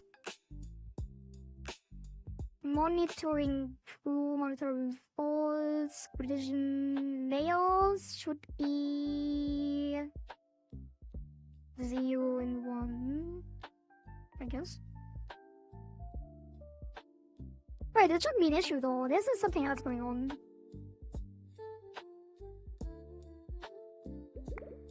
I think it's because I made it too small. Oh, that can't be true. Maybe no, I don't know. Definitely something else going on.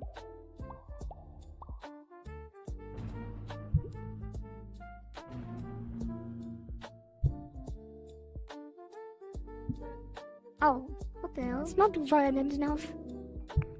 Just blasted. The problem is that he is still moving to the next position instead of staying still. So we can't do it like this. We have to override process. So func process. This is gonna be super process delta, and then we do if beam charging return. So it doesn't do anything.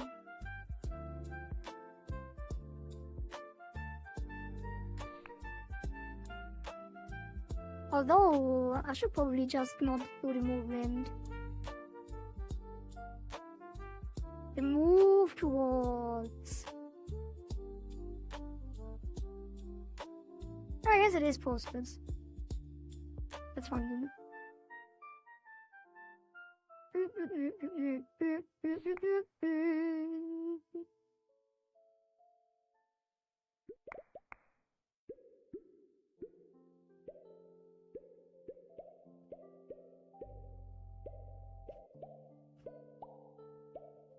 I wonder why it's always such an issue with the audio. I know you can't hear it, but for me it's like catching up after desyncing. Jesus. Why is it not visible until it actually files?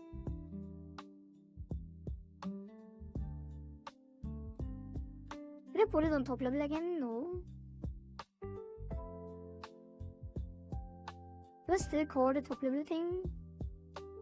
Yes.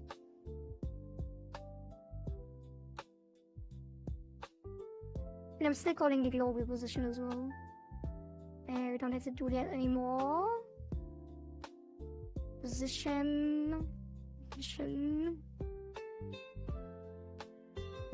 I know you can't hear the cutting off the audio, but what I'm getting at is there is a weird thing going on that when I monitor my own audio in OBS, and that was a thing in Windows too sometimes, that the audio desyncs. Although I'm surprised how well it works for Godot. It's mainly the music that is desyncing, and then it jumps and crackles. Hey, look at that! Hey, beam attack! That That looks surprisingly well. So that looks surprisingly good for it only being a white circle. I thought I would have to do some custom sprites, but I think I'm gonna take that as is. I do like that. You could give it a little bit of color.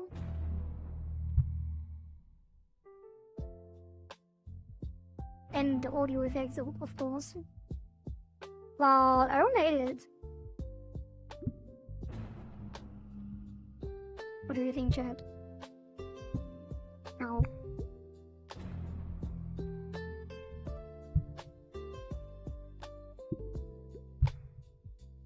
Let's give it a tiny jitter. Probably.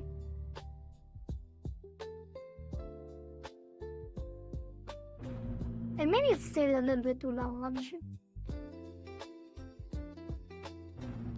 I think the hitbox is weird too with scaling, or it might be.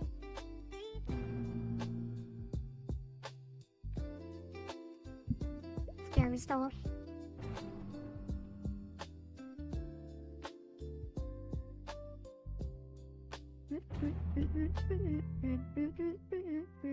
Just one takes the up and down ping pong action to make it more alive. Or I mean the boss or the beam.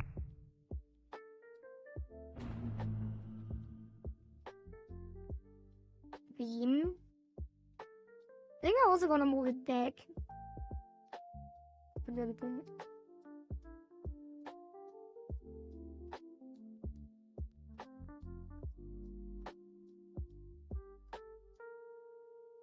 I wonder why it seems so detached. Because it's still moving probably. But also make the beast aim it at you or look in rather than shoot straight. Maybe.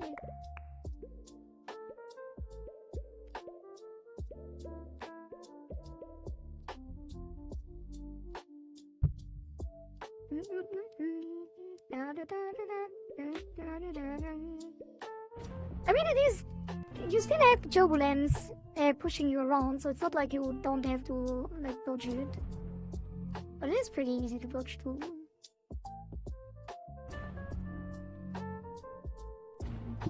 No. Well, unless it's in dead center.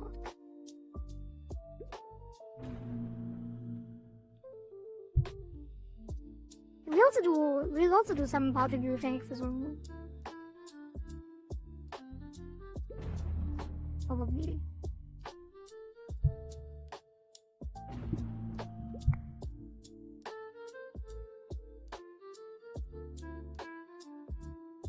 Yeah, you can just go off screen. It's kind of weird. Although there would probably also be like the minimum storm and stuff. Little pre-beam and post-beam action going on. Yeah. Some shader action. For sure. If I put it in his mouth.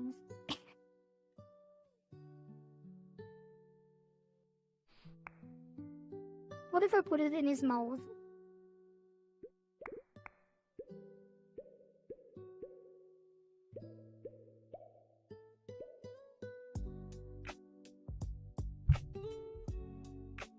Oh, he's supposed to do right now. Well, because I wasn't around. I did that at some point. I implemented it. It comes from his chin now. That looked weird.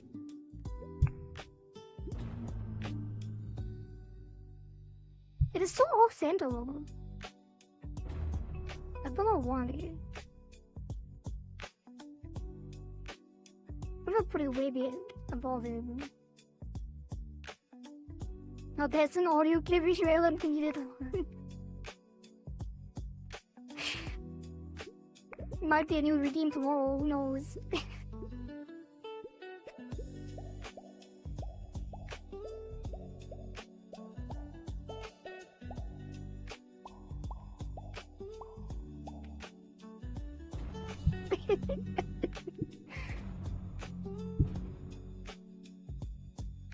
That doesn't work.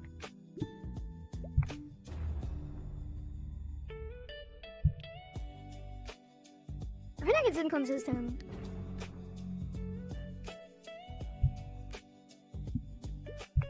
Definitely need to decrease the hitbox. Let's put it here, and then decrease the hitbox so it's not as aggressive. Because when you rescale it,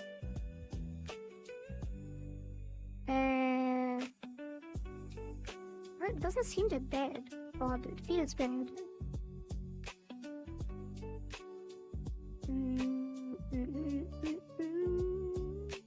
Do I even need to make it a capsule? I feel like I could make it a circle instead.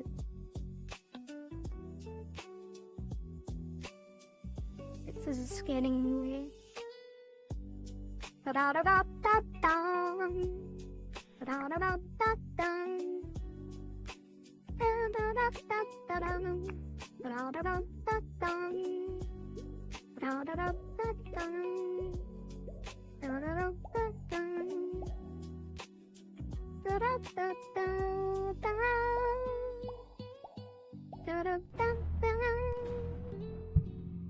want to ask if you used the baby or default.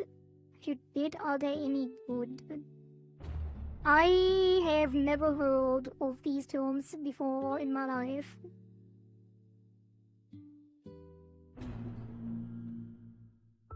What is that? I think I'm gonna move the pivot.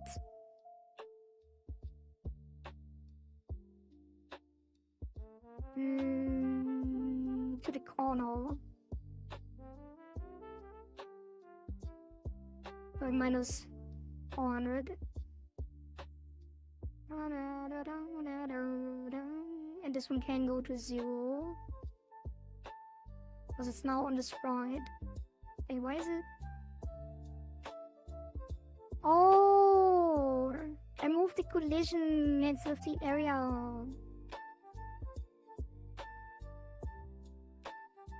But why is it not relative? Oh, because it's the offset. I want to offset the entire thing, not just the sprite. I guess I just move it. Because the scale should still apply relative, I think. If I scale it more. Wait, it's... What the hell was that? Yeah, this should work. Look like Baby and default is game engines. Had to Google myself. Caught. Yeah, I've never heard of those. I'm surprised. Because I heard of a lot of game engines. I thought you would know Baby engine or default. Damn, no, I have not heard that at all. One is Rust, can't find what the other one is. A Rust game engine, that sounds awesome. Oh, they must be relatively new then. Looks so weird now. I don't think that's gonna work. Put that back it down. 0.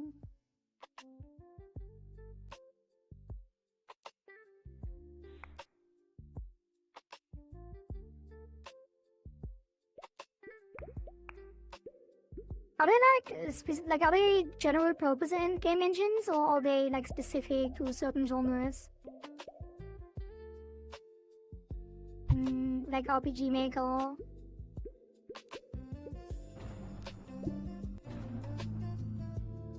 Or something like that.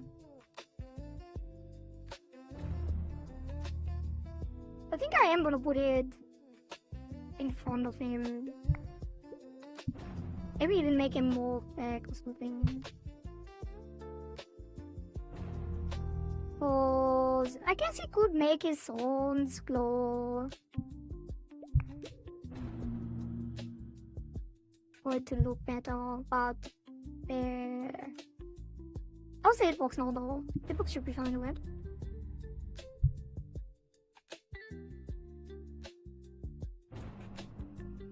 Free and open source, really?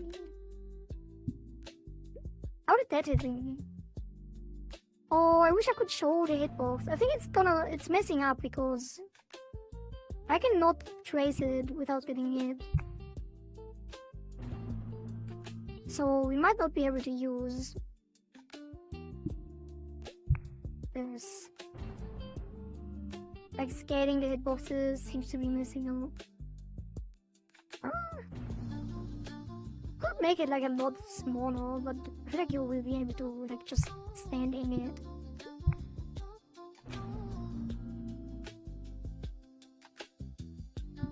It definitely feels bad currently. Maybe I should make it a square instead and then just extend it.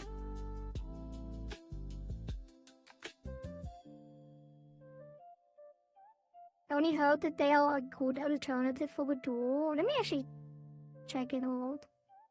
Because now I'm interested.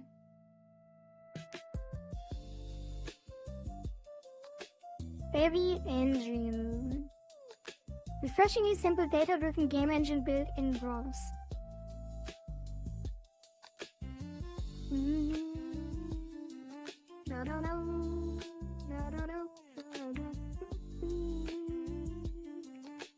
Seconds.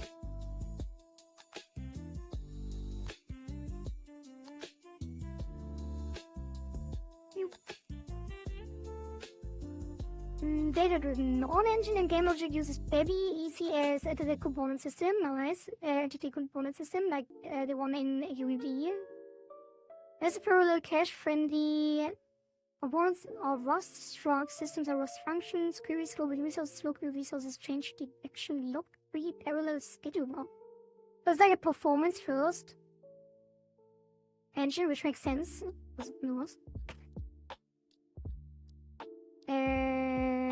Then the real-time 2D graphics prepares an app.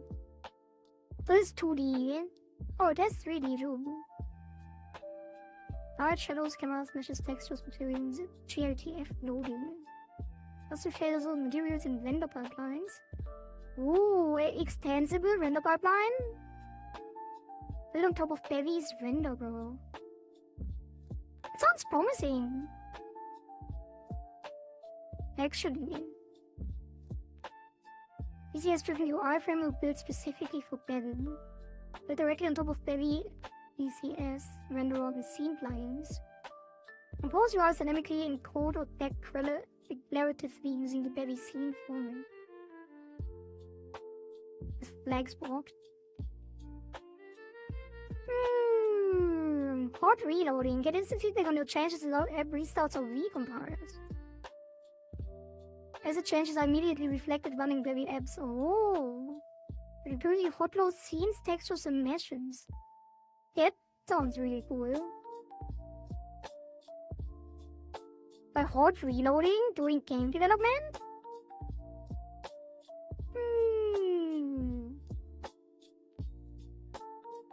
Productive compile times. 0.8 to 3 seconds with the fast compile configuration. Although popular Rust game engines can take up to 30 seconds to compile a single new line insertion. Well, engine made by and for developer community, 100% free forever and always, open source under permissive MIT and Apache 2.0. That sounds really cool. I wonder if if there has been a game like a game jam already for this.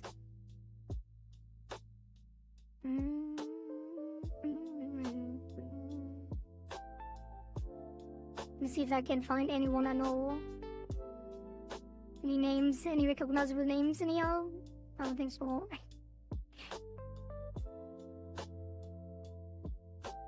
Not spotting anyone.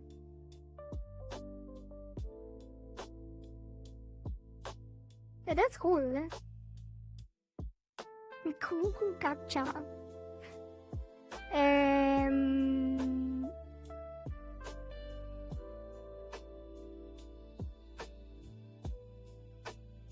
Slide. Corporate silver, 1,000 a month, and Nahum Williams. 4,000 a month by Foresight Spatial Labs. 6,000 a month by Skull Warrior. I have not heard of any of these. What was the other one?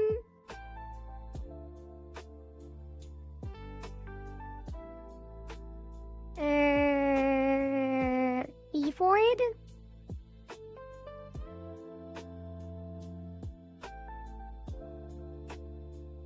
E-Forward. Did you mean D-Forward?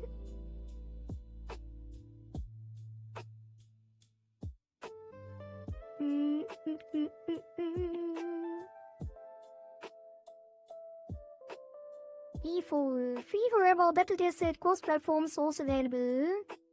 All you need is D4. Modern, powerful, and production-ready all-in-one tool for truly cross-platform game development with an incredibly small engine size. Sounds pretty much like Godot as well. Guarantee solution with all the building blocks you need. Lua.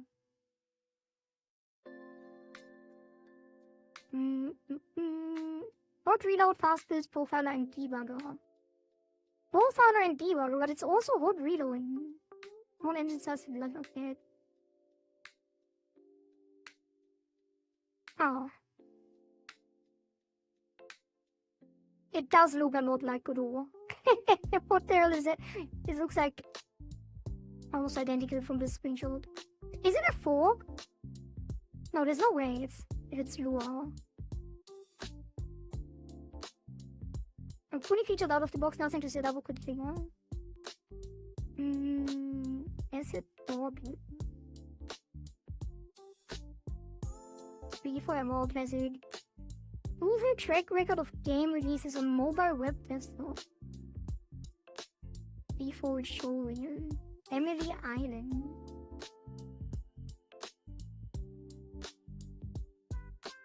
Wait, Hill Climb Racing Light. I have played Hill Climb Racing back in the day.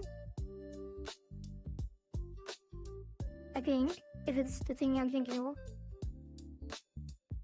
So it's like mostly mobile games currently. It seems. Scarwood! No way! Do you remember that, Chad? We played it in the first Steam Access. That game was awesome.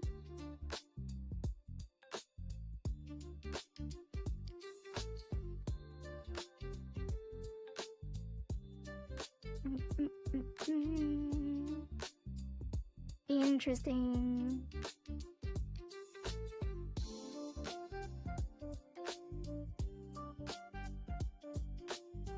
Is it already out, by the way? Let's check. For some reason, gives me JS vibes, though I know it's not JS. I have never used Lua, so I have no idea. Yeah, Skullhold. That is, we played the demo in the first Steam Access last year.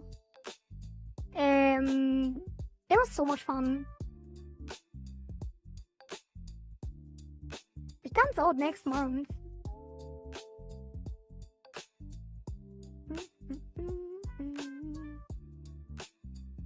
Pretty cool that it uses this game engine. Does the Baby engine have games too? Like, do they have a list of games made with it? I only know of Lua from modding, as that's what many games use for modding, scripting, but I'm not any good at it. Never really tried much in that. Yeah, I've never tried it all. I have no idea. Lua, but yeah, I did hear about the Lua being a modding thing. I've never even looked into it. I've never looked into modding at all.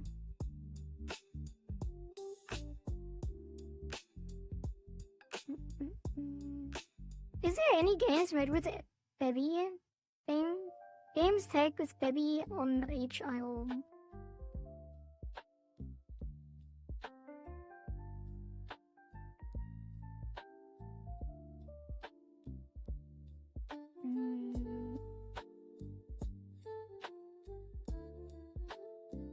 Seems like over the early stages if they don't have anything. Oh, it's 0.18. Jesus. Wait, when did this come out? Wait, no, it's been out for years. Kind of. Baby's 5th birthday. So it's already 6. It's gonna be 6 this year. Interesting. Wish they also had like game showcases like the other website. I do modding, but I don't use Lua. What are you using? Looks like it came out with 0.1 in August 10th, 2020. Yeah.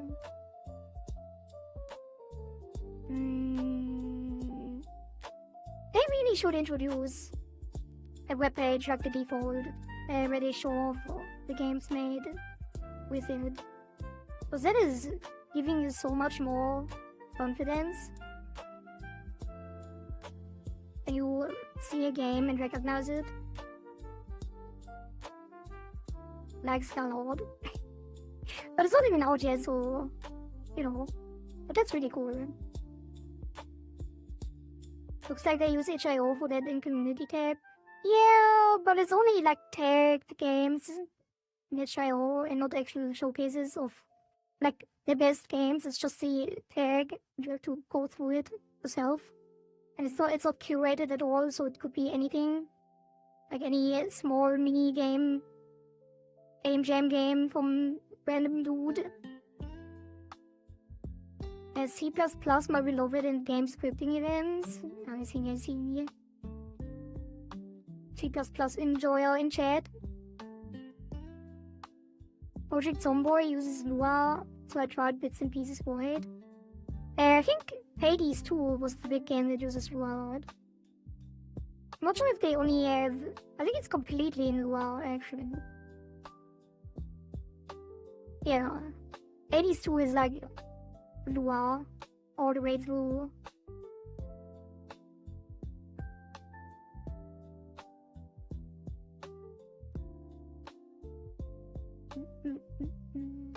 Right, quick little excursion into obscure game engines, upcoming game engines, you might say.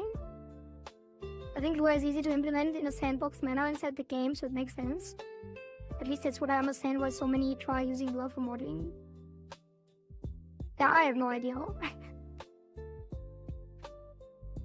No idea at all. Probably have to deal with it at some point. If we want to introduce modding support or anything in one of the games that we will be making on stream.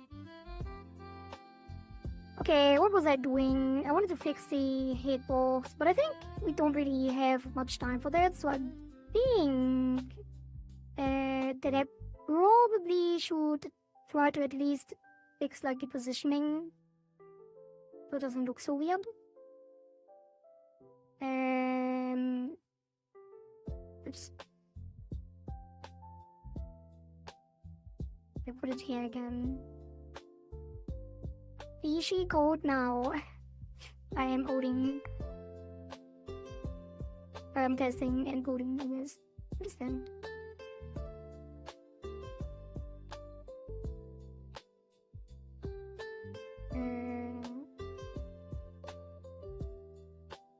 Bloop, bloop, bloop, bloop.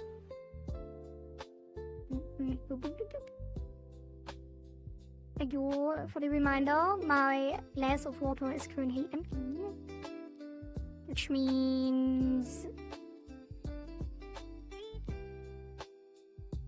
I have to check something.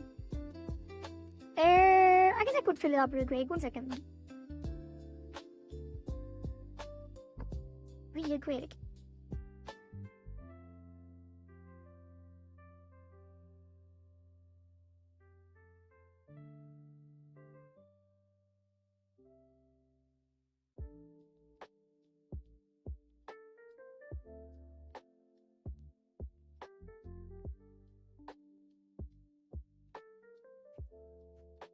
Alright, already back.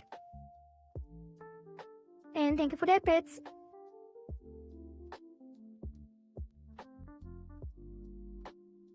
Alright.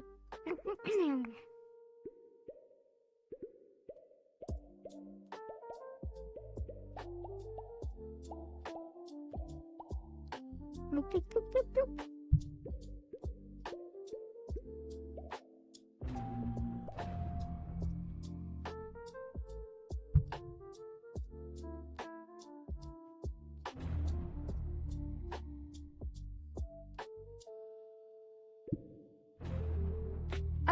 It feels weird. Like it is, I think it's, we can like take it like this, technically, because we don't want to spend like too much time polishing. Since we have already spent way too much time on Cyclic 4 anyway. But there is something that feels off. It's like too easy. You can just stand there. And nothing else is happening.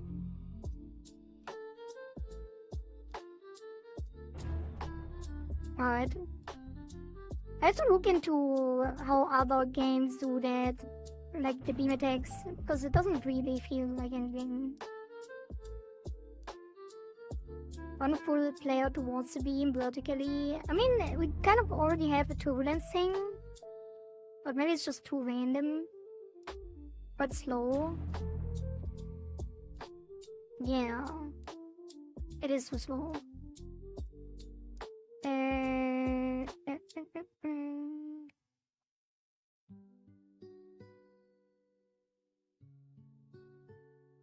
So we're going to go with half the time on the charge. The scale is gonna go to a little bit less, 8.8.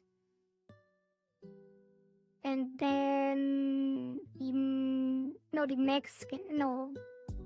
The charge up scale, yes. And then the max scale goes to 0.8 as well. And then the duration, the max scale is 0.1. Let's see how that feels. We can just leave it at that and spawn some piranhas up the difficulty. But it's not really... I'm not sure about that, because you do have to go to top and the bottom to dodge it.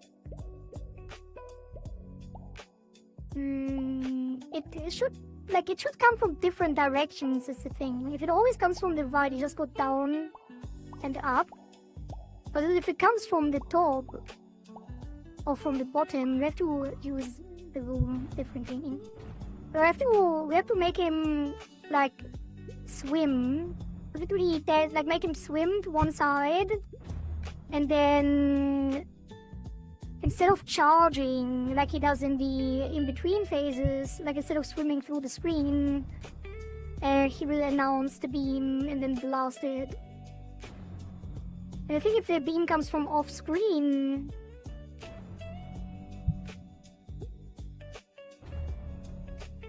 it might be more interesting, but I'm not sure.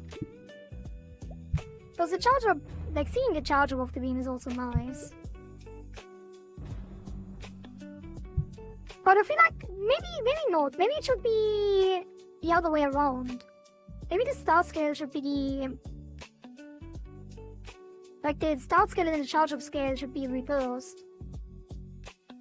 And then we make it a particle effect instead. Like for example, if I were to go to charge up and then start, like just flip it, and it would go small and then blast and large. I think it would look way cooler.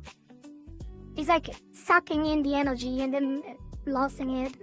Like compressing all the energy into a small thing and then blasting it like you usually see in like anime and stuff.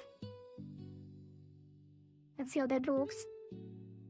And then we make it a particle effect later when we get to the polish phase. Yeah, I think that works way better. Because now you don't exactly, like, you don't have the anticipation of, like, knowing exactly where to go, even though you kind of do. But it's like, you're more involved, I feel. Because you have to remember the size of it. It's basically the same thing, but I feel like it has, like, a little bit of tension. I don't know how to describe it.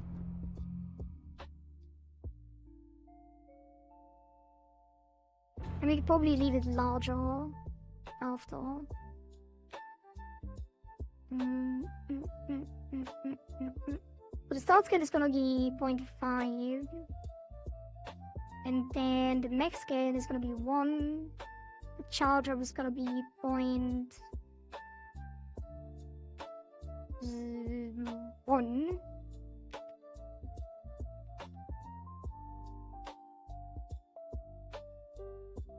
And then we replace the start scale with a particle effect later.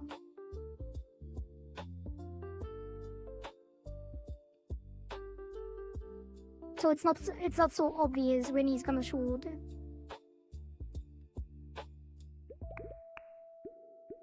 And then we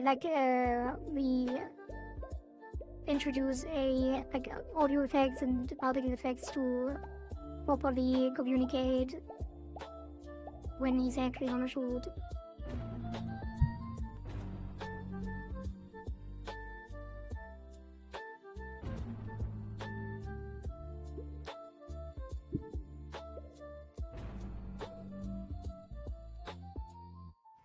Okay. It does have to go to the 0 though, and I feel like it can charge up longer now. Maybe make it 2 seconds.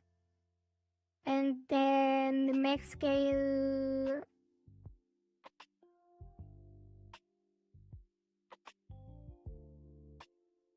Then it should be like an in between. An impact frame.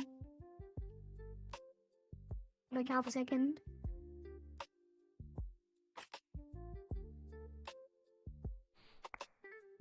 Something like an impact frame.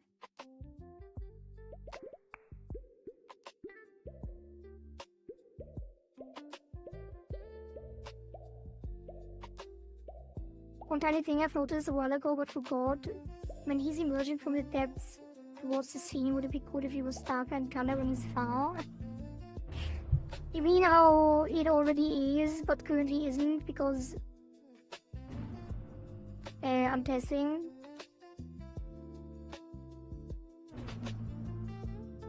I think you should keep moving until it's fully charged and then stop.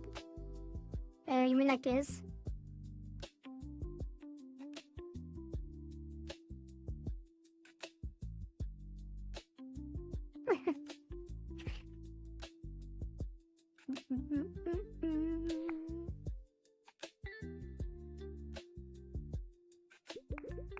Yeah, there you go.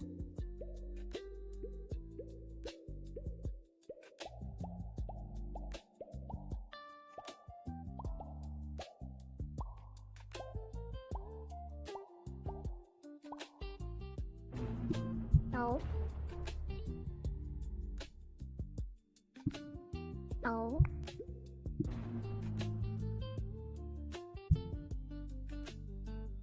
Yeah, I think it works great. The timing is way better. Oh, you can get hit while he's charging. That shouldn't be the case.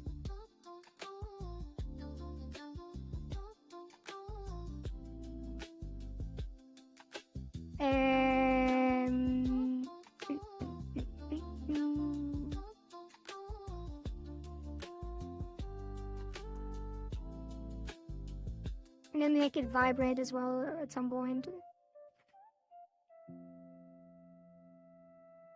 Yeah, I think it's fine. On both. What was the other thing? I already forgot.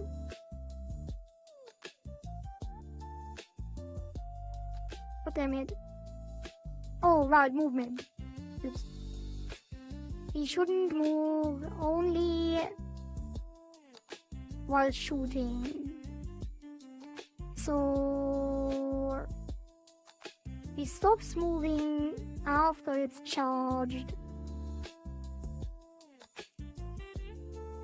and then starts moving again. So maybe we call it shooting. No, this is gonna be... But it's after the fizzle. It's wrong anyway.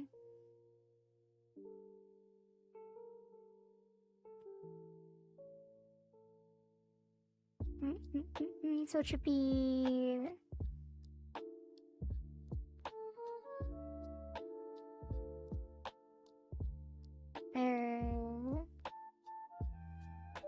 Here.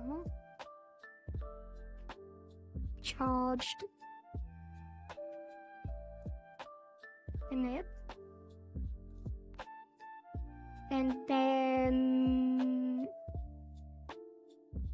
after fizzling it use 3. And we call it fizzled.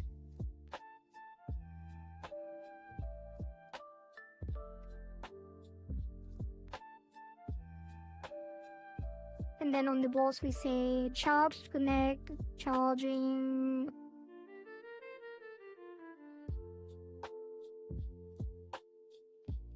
Shooting. Shooting beam true. And then fizzled. Shooting beam false.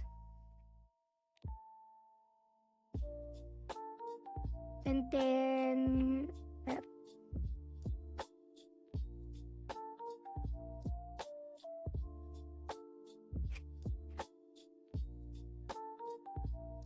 now it should be moving while he's charging, so at least something is still happening. And then when he shoots, he stays still. For a moment.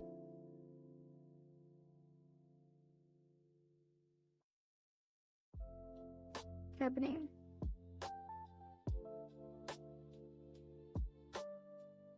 Oh, wrong internet.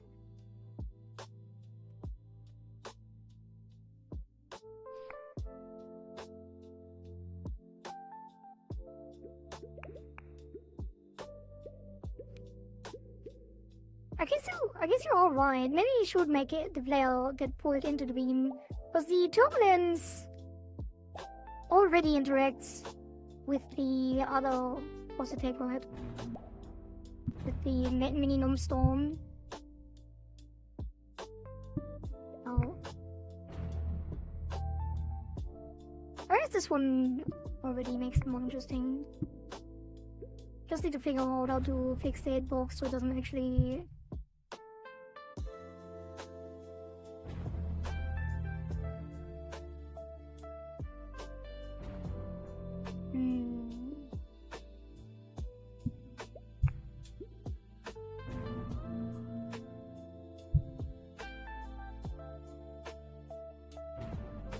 Maybe pull while he's charging, but not while he's shooting. That'd be a bit unfair to pull when he's fully blasting. Not sure.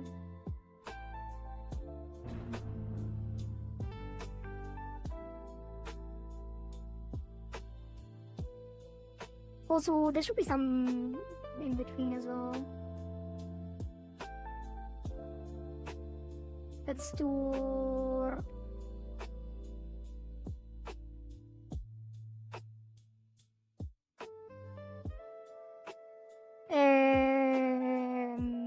Modulate alpha 0 for 1 second for half a second, respect to 2, and then modulate a equals 1.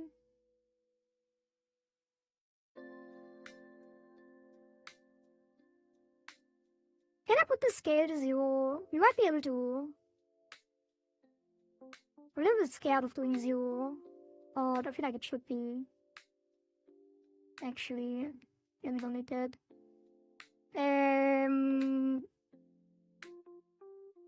Yeah, have a half second in between.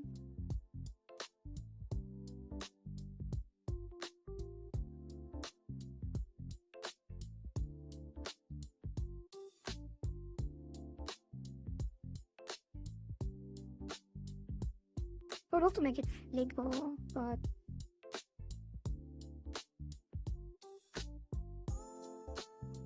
nah, it's fine. We'll reward it sometime else. I was just thinking, when you're heading to the top left or bottom left, that's a big radius.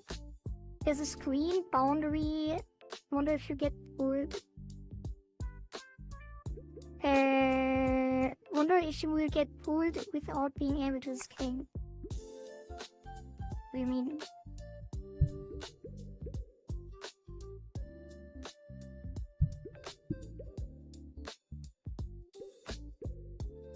Top left or bottom left is a big radius. If there's a screen boundary. I wonder if you'll get pulled without being able to escape. And when you're being pulled in, and you blast the thing in your top left or bottom left corner.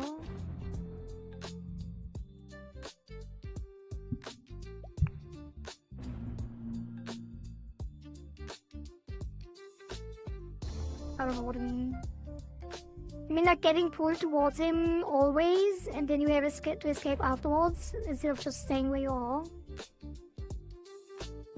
I'm gonna go now since I can't keep my eyes up no more. Anyways, good luck from that Kohari. Thank you, Zetsuya, for stopping by, and I wish you a good night.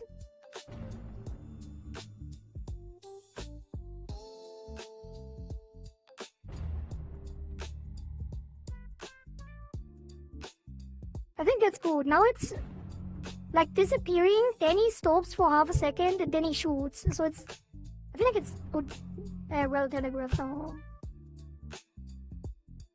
It still looks weird that he's like completely still, but I think if we like add some vibration and stuff, it should be fine.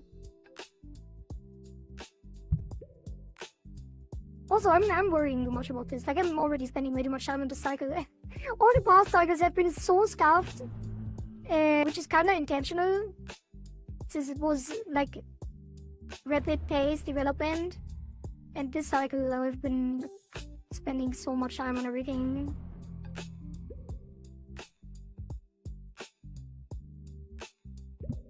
And there's still so much to do still as well. Looks good enough, it's fairly up to the player to not get locked up in the corner.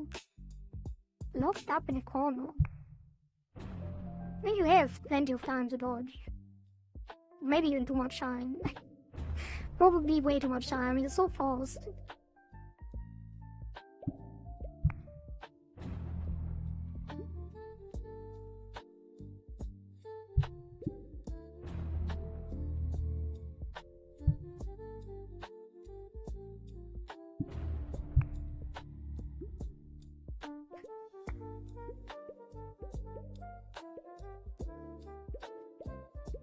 Hold on, he's not followed.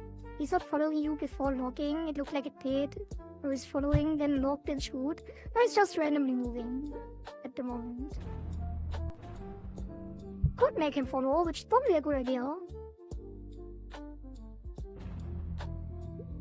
But it's random at the moment.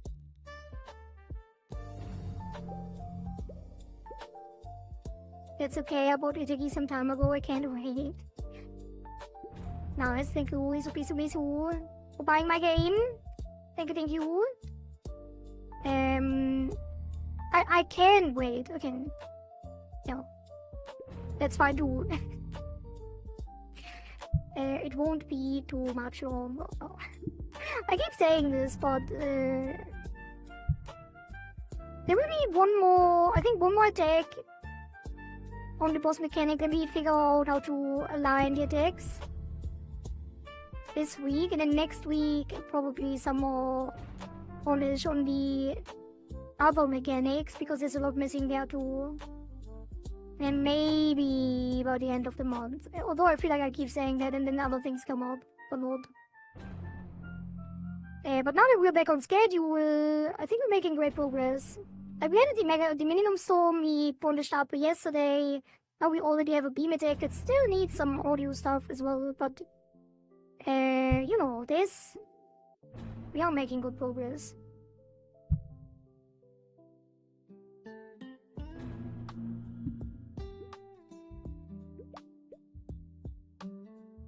And then let's commit that already.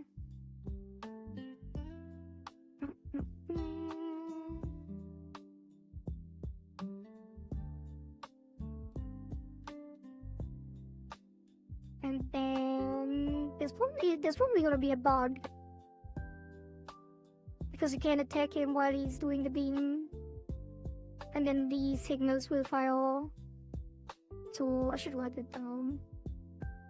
There's always something. I'm still stuck on my 3D model and can't find proper time, and when there's time I'm so knackered.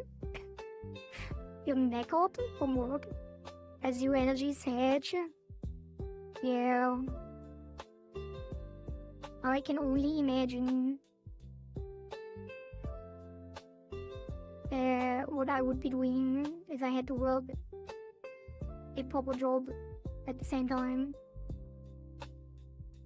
I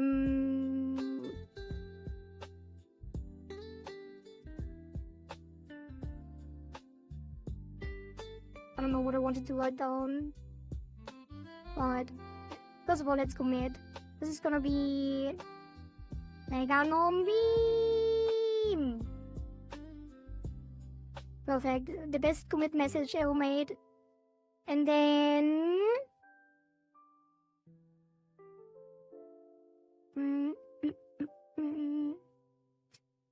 prevent. It's not really a bug fix, is it? When it's a new mechanic. Prevent overlap on weak spot beams. Signal interference.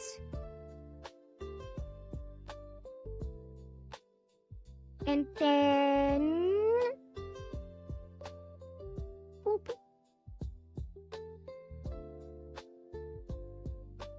Let's put the turbulence VFX here.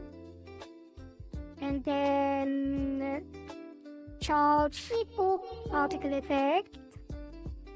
Raiders! Oh my god, Ravioli with the raid. Welcome Raiders, welcome Ravi. Thank you for the raid. What have you guys been up to? I think I checked earlier, but I already forgot.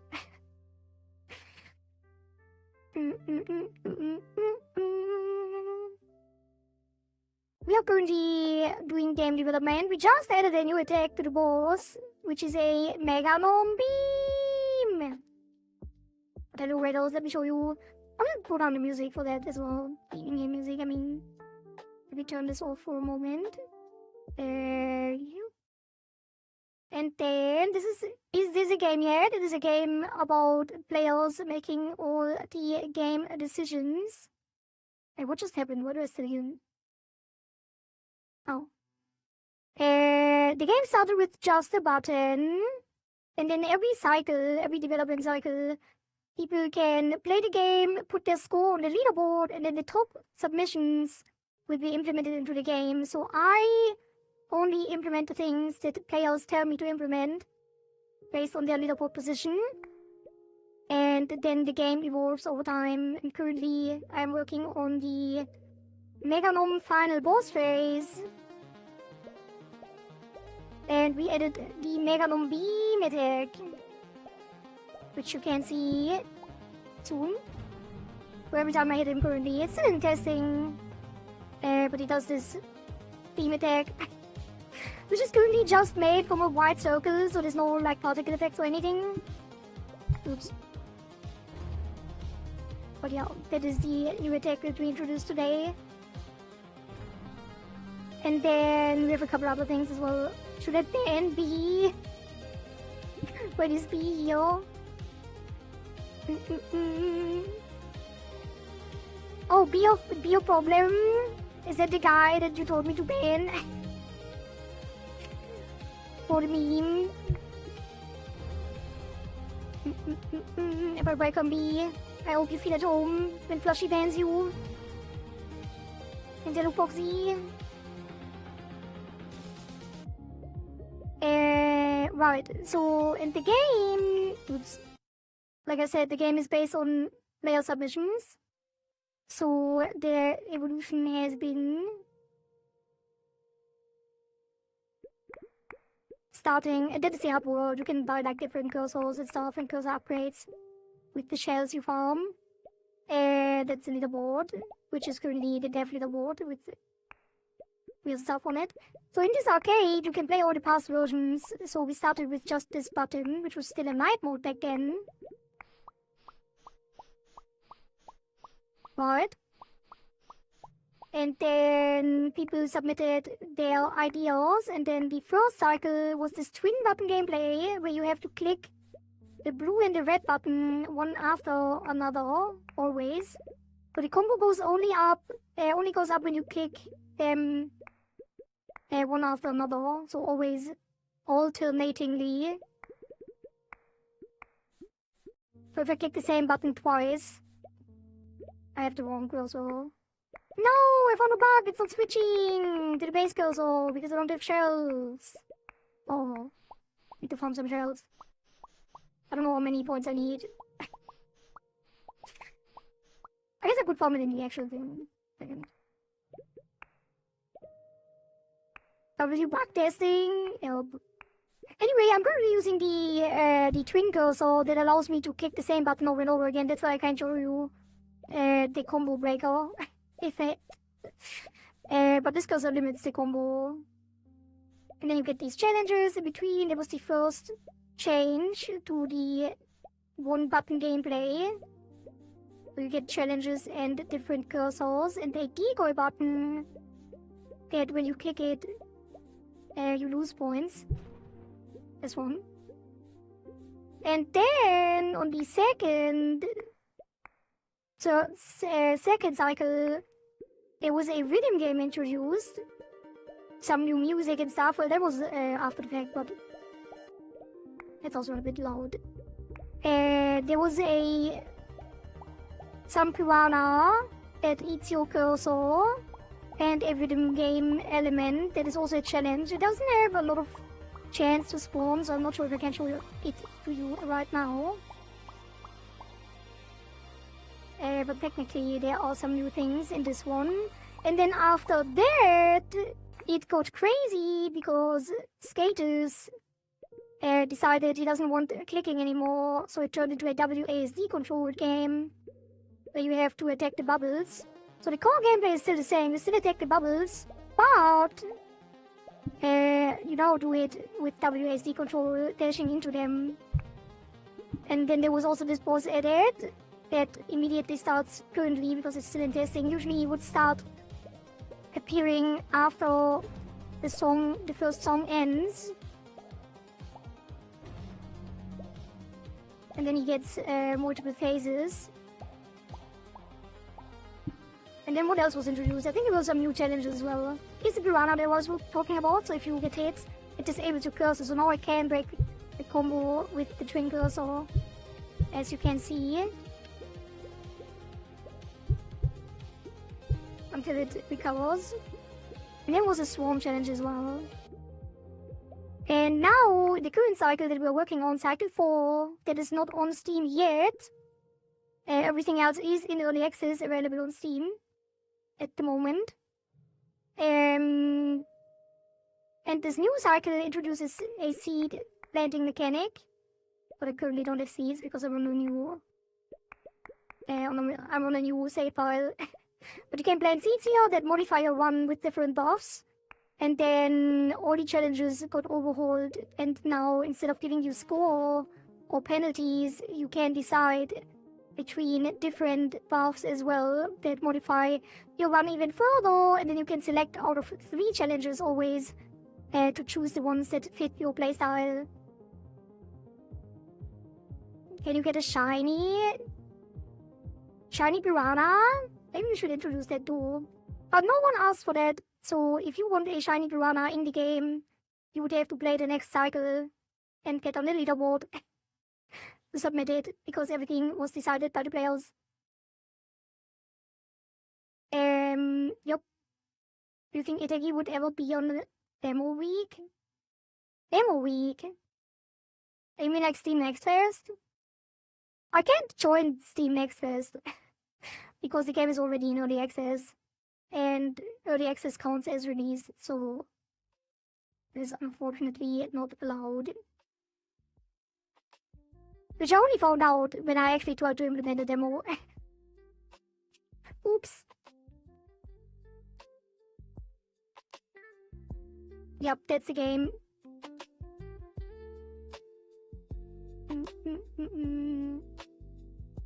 So just pretend. But then I would play my own game in Steam Next Fest. It's kind of weird, no?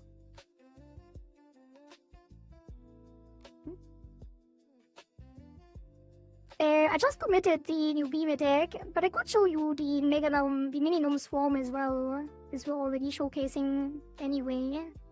Let me see. Mini-gnome storm instead of the beam attack.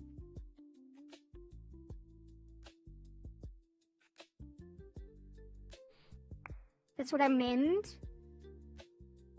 Like, me playing the game is what you meant. But I'm already playing the game and not by testing. But I guess we could. We could, like, do an actual demo run and pretend like I'm playing a random demo. But it's actually the game. Oops, I'm gonna run off the music again. And that's the mini gnome storm runners swimming and detecting you. They're quite slow. Maybe I should make it faster. Oh. And there's also like a turbulence mechanic that currently has no visual effect, so it's hard to see, but I guess it basically gets pushed in the same direction as the mini gnomes, so it's a little bit harder to dodge them as well. But technically, you could attack him multiple times, spawn multiple at once, and save time on the score, but that would make him spawn like a bunch of a little bit too many mini gnomes. Oh.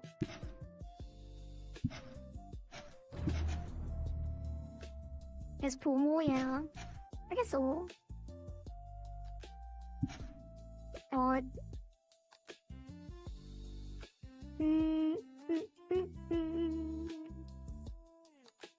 I could also show you like the new challenges and stuff when I change the...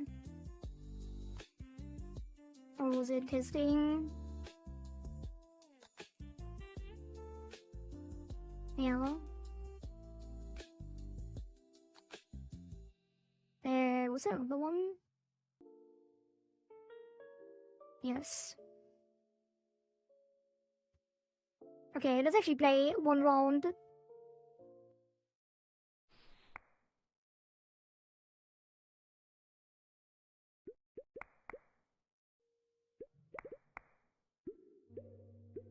And I am using the twin cursor because I don't have the shells. Wait, he's spawning instantly, what the hell? That's not supposed to happen.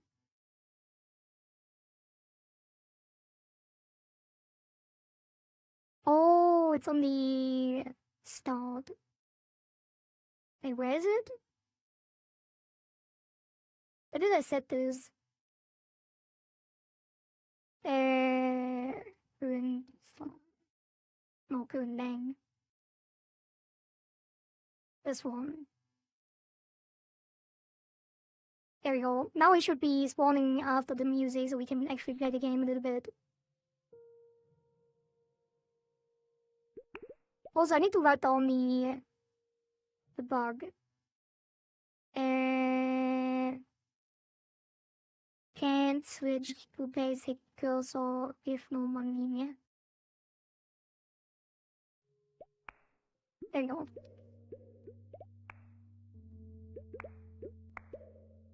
One run, which I probably won't finish the entire one, but it takes too long. Oops.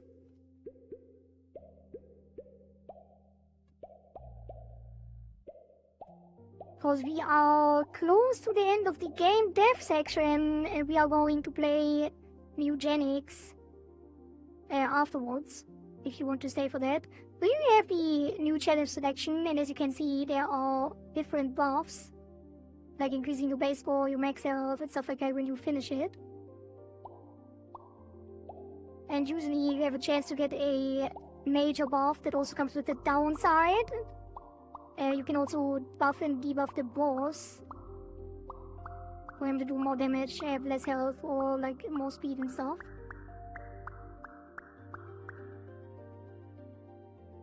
And we also have the Swarm Challenge, where the piranhas come from all sides and you have to avoid them.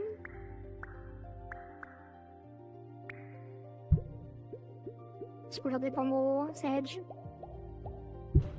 Ow.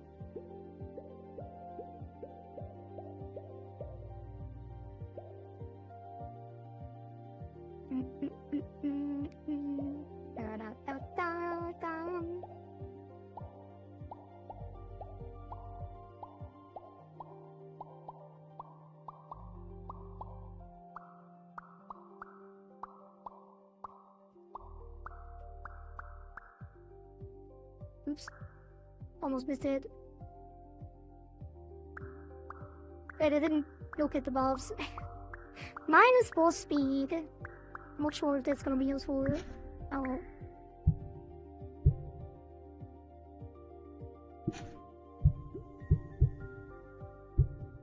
I don't like using my ability to kick the same button over and over again.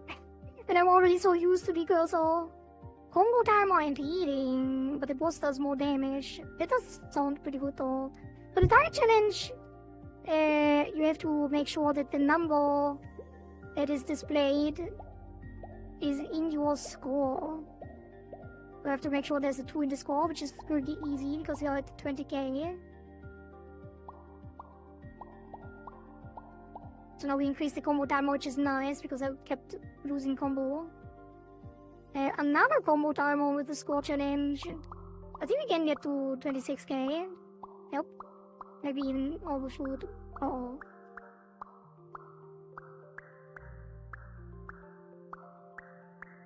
No! Oh, got it.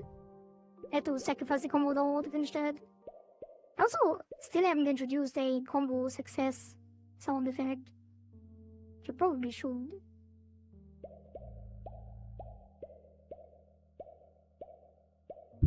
The boss should spawn soon. The boss timer kind of pauses whenever there's like a challenge pop up. So it doesn't exactly spawn when the song is out. But it is supposed to spawn after the first song, usually. Except myself. I guess I should spawn it after like half the time, because now that there's like different buffs you can get from the challenges, you are spending quite a lot of time in the boss state. And the game is quite long, the one run, I mean. But like, well, oops. It's not that long, it's like 20 minutes, but I feel like with how little content there actually is currently, I feel like it would make more sense to cut the time lower so people can like optimize. So maybe a 10-minute or 15-minute one doesn't sound that bad. As you can see, the first boss phase will actually only have the weak spot without him going into his final phase, and you can still collect some score and combo doing that. Seems quite slow too. I think it took some slow debuffs.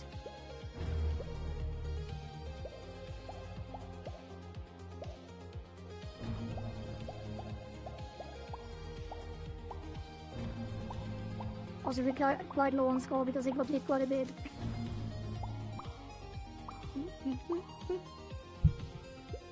Did I mess up the combo timer thing? I think it might be because I don't have any seeds active. I usually do. Also on a new save since I swapped over to Cache OS from Windows and never copied over my save file.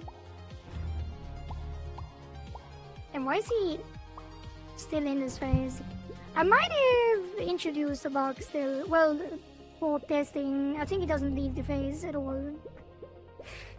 At the moment, since you're working on the final boss phase, I think I disabled the phase transition. You would usually go back into the regular phase. He doesn't actually charge the entire time. But it's fine though. I think you've seen enough. And yeah. And this boss mode, yeah.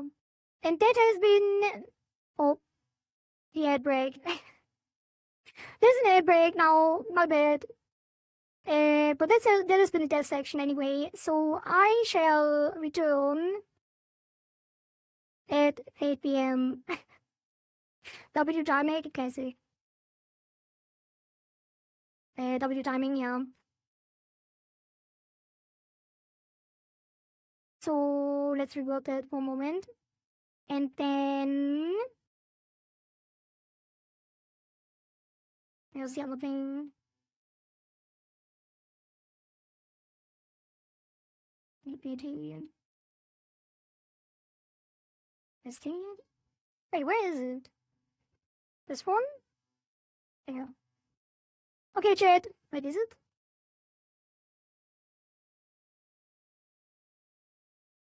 No, it's not. It is this one.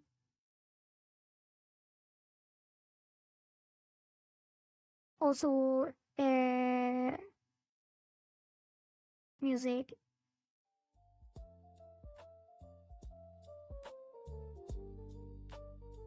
Hmm.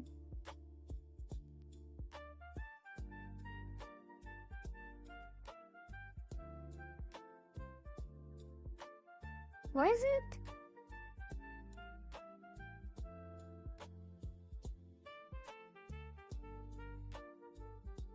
Huh? Oh, the beam attack. Storm. Yeah. Bigger beam attack.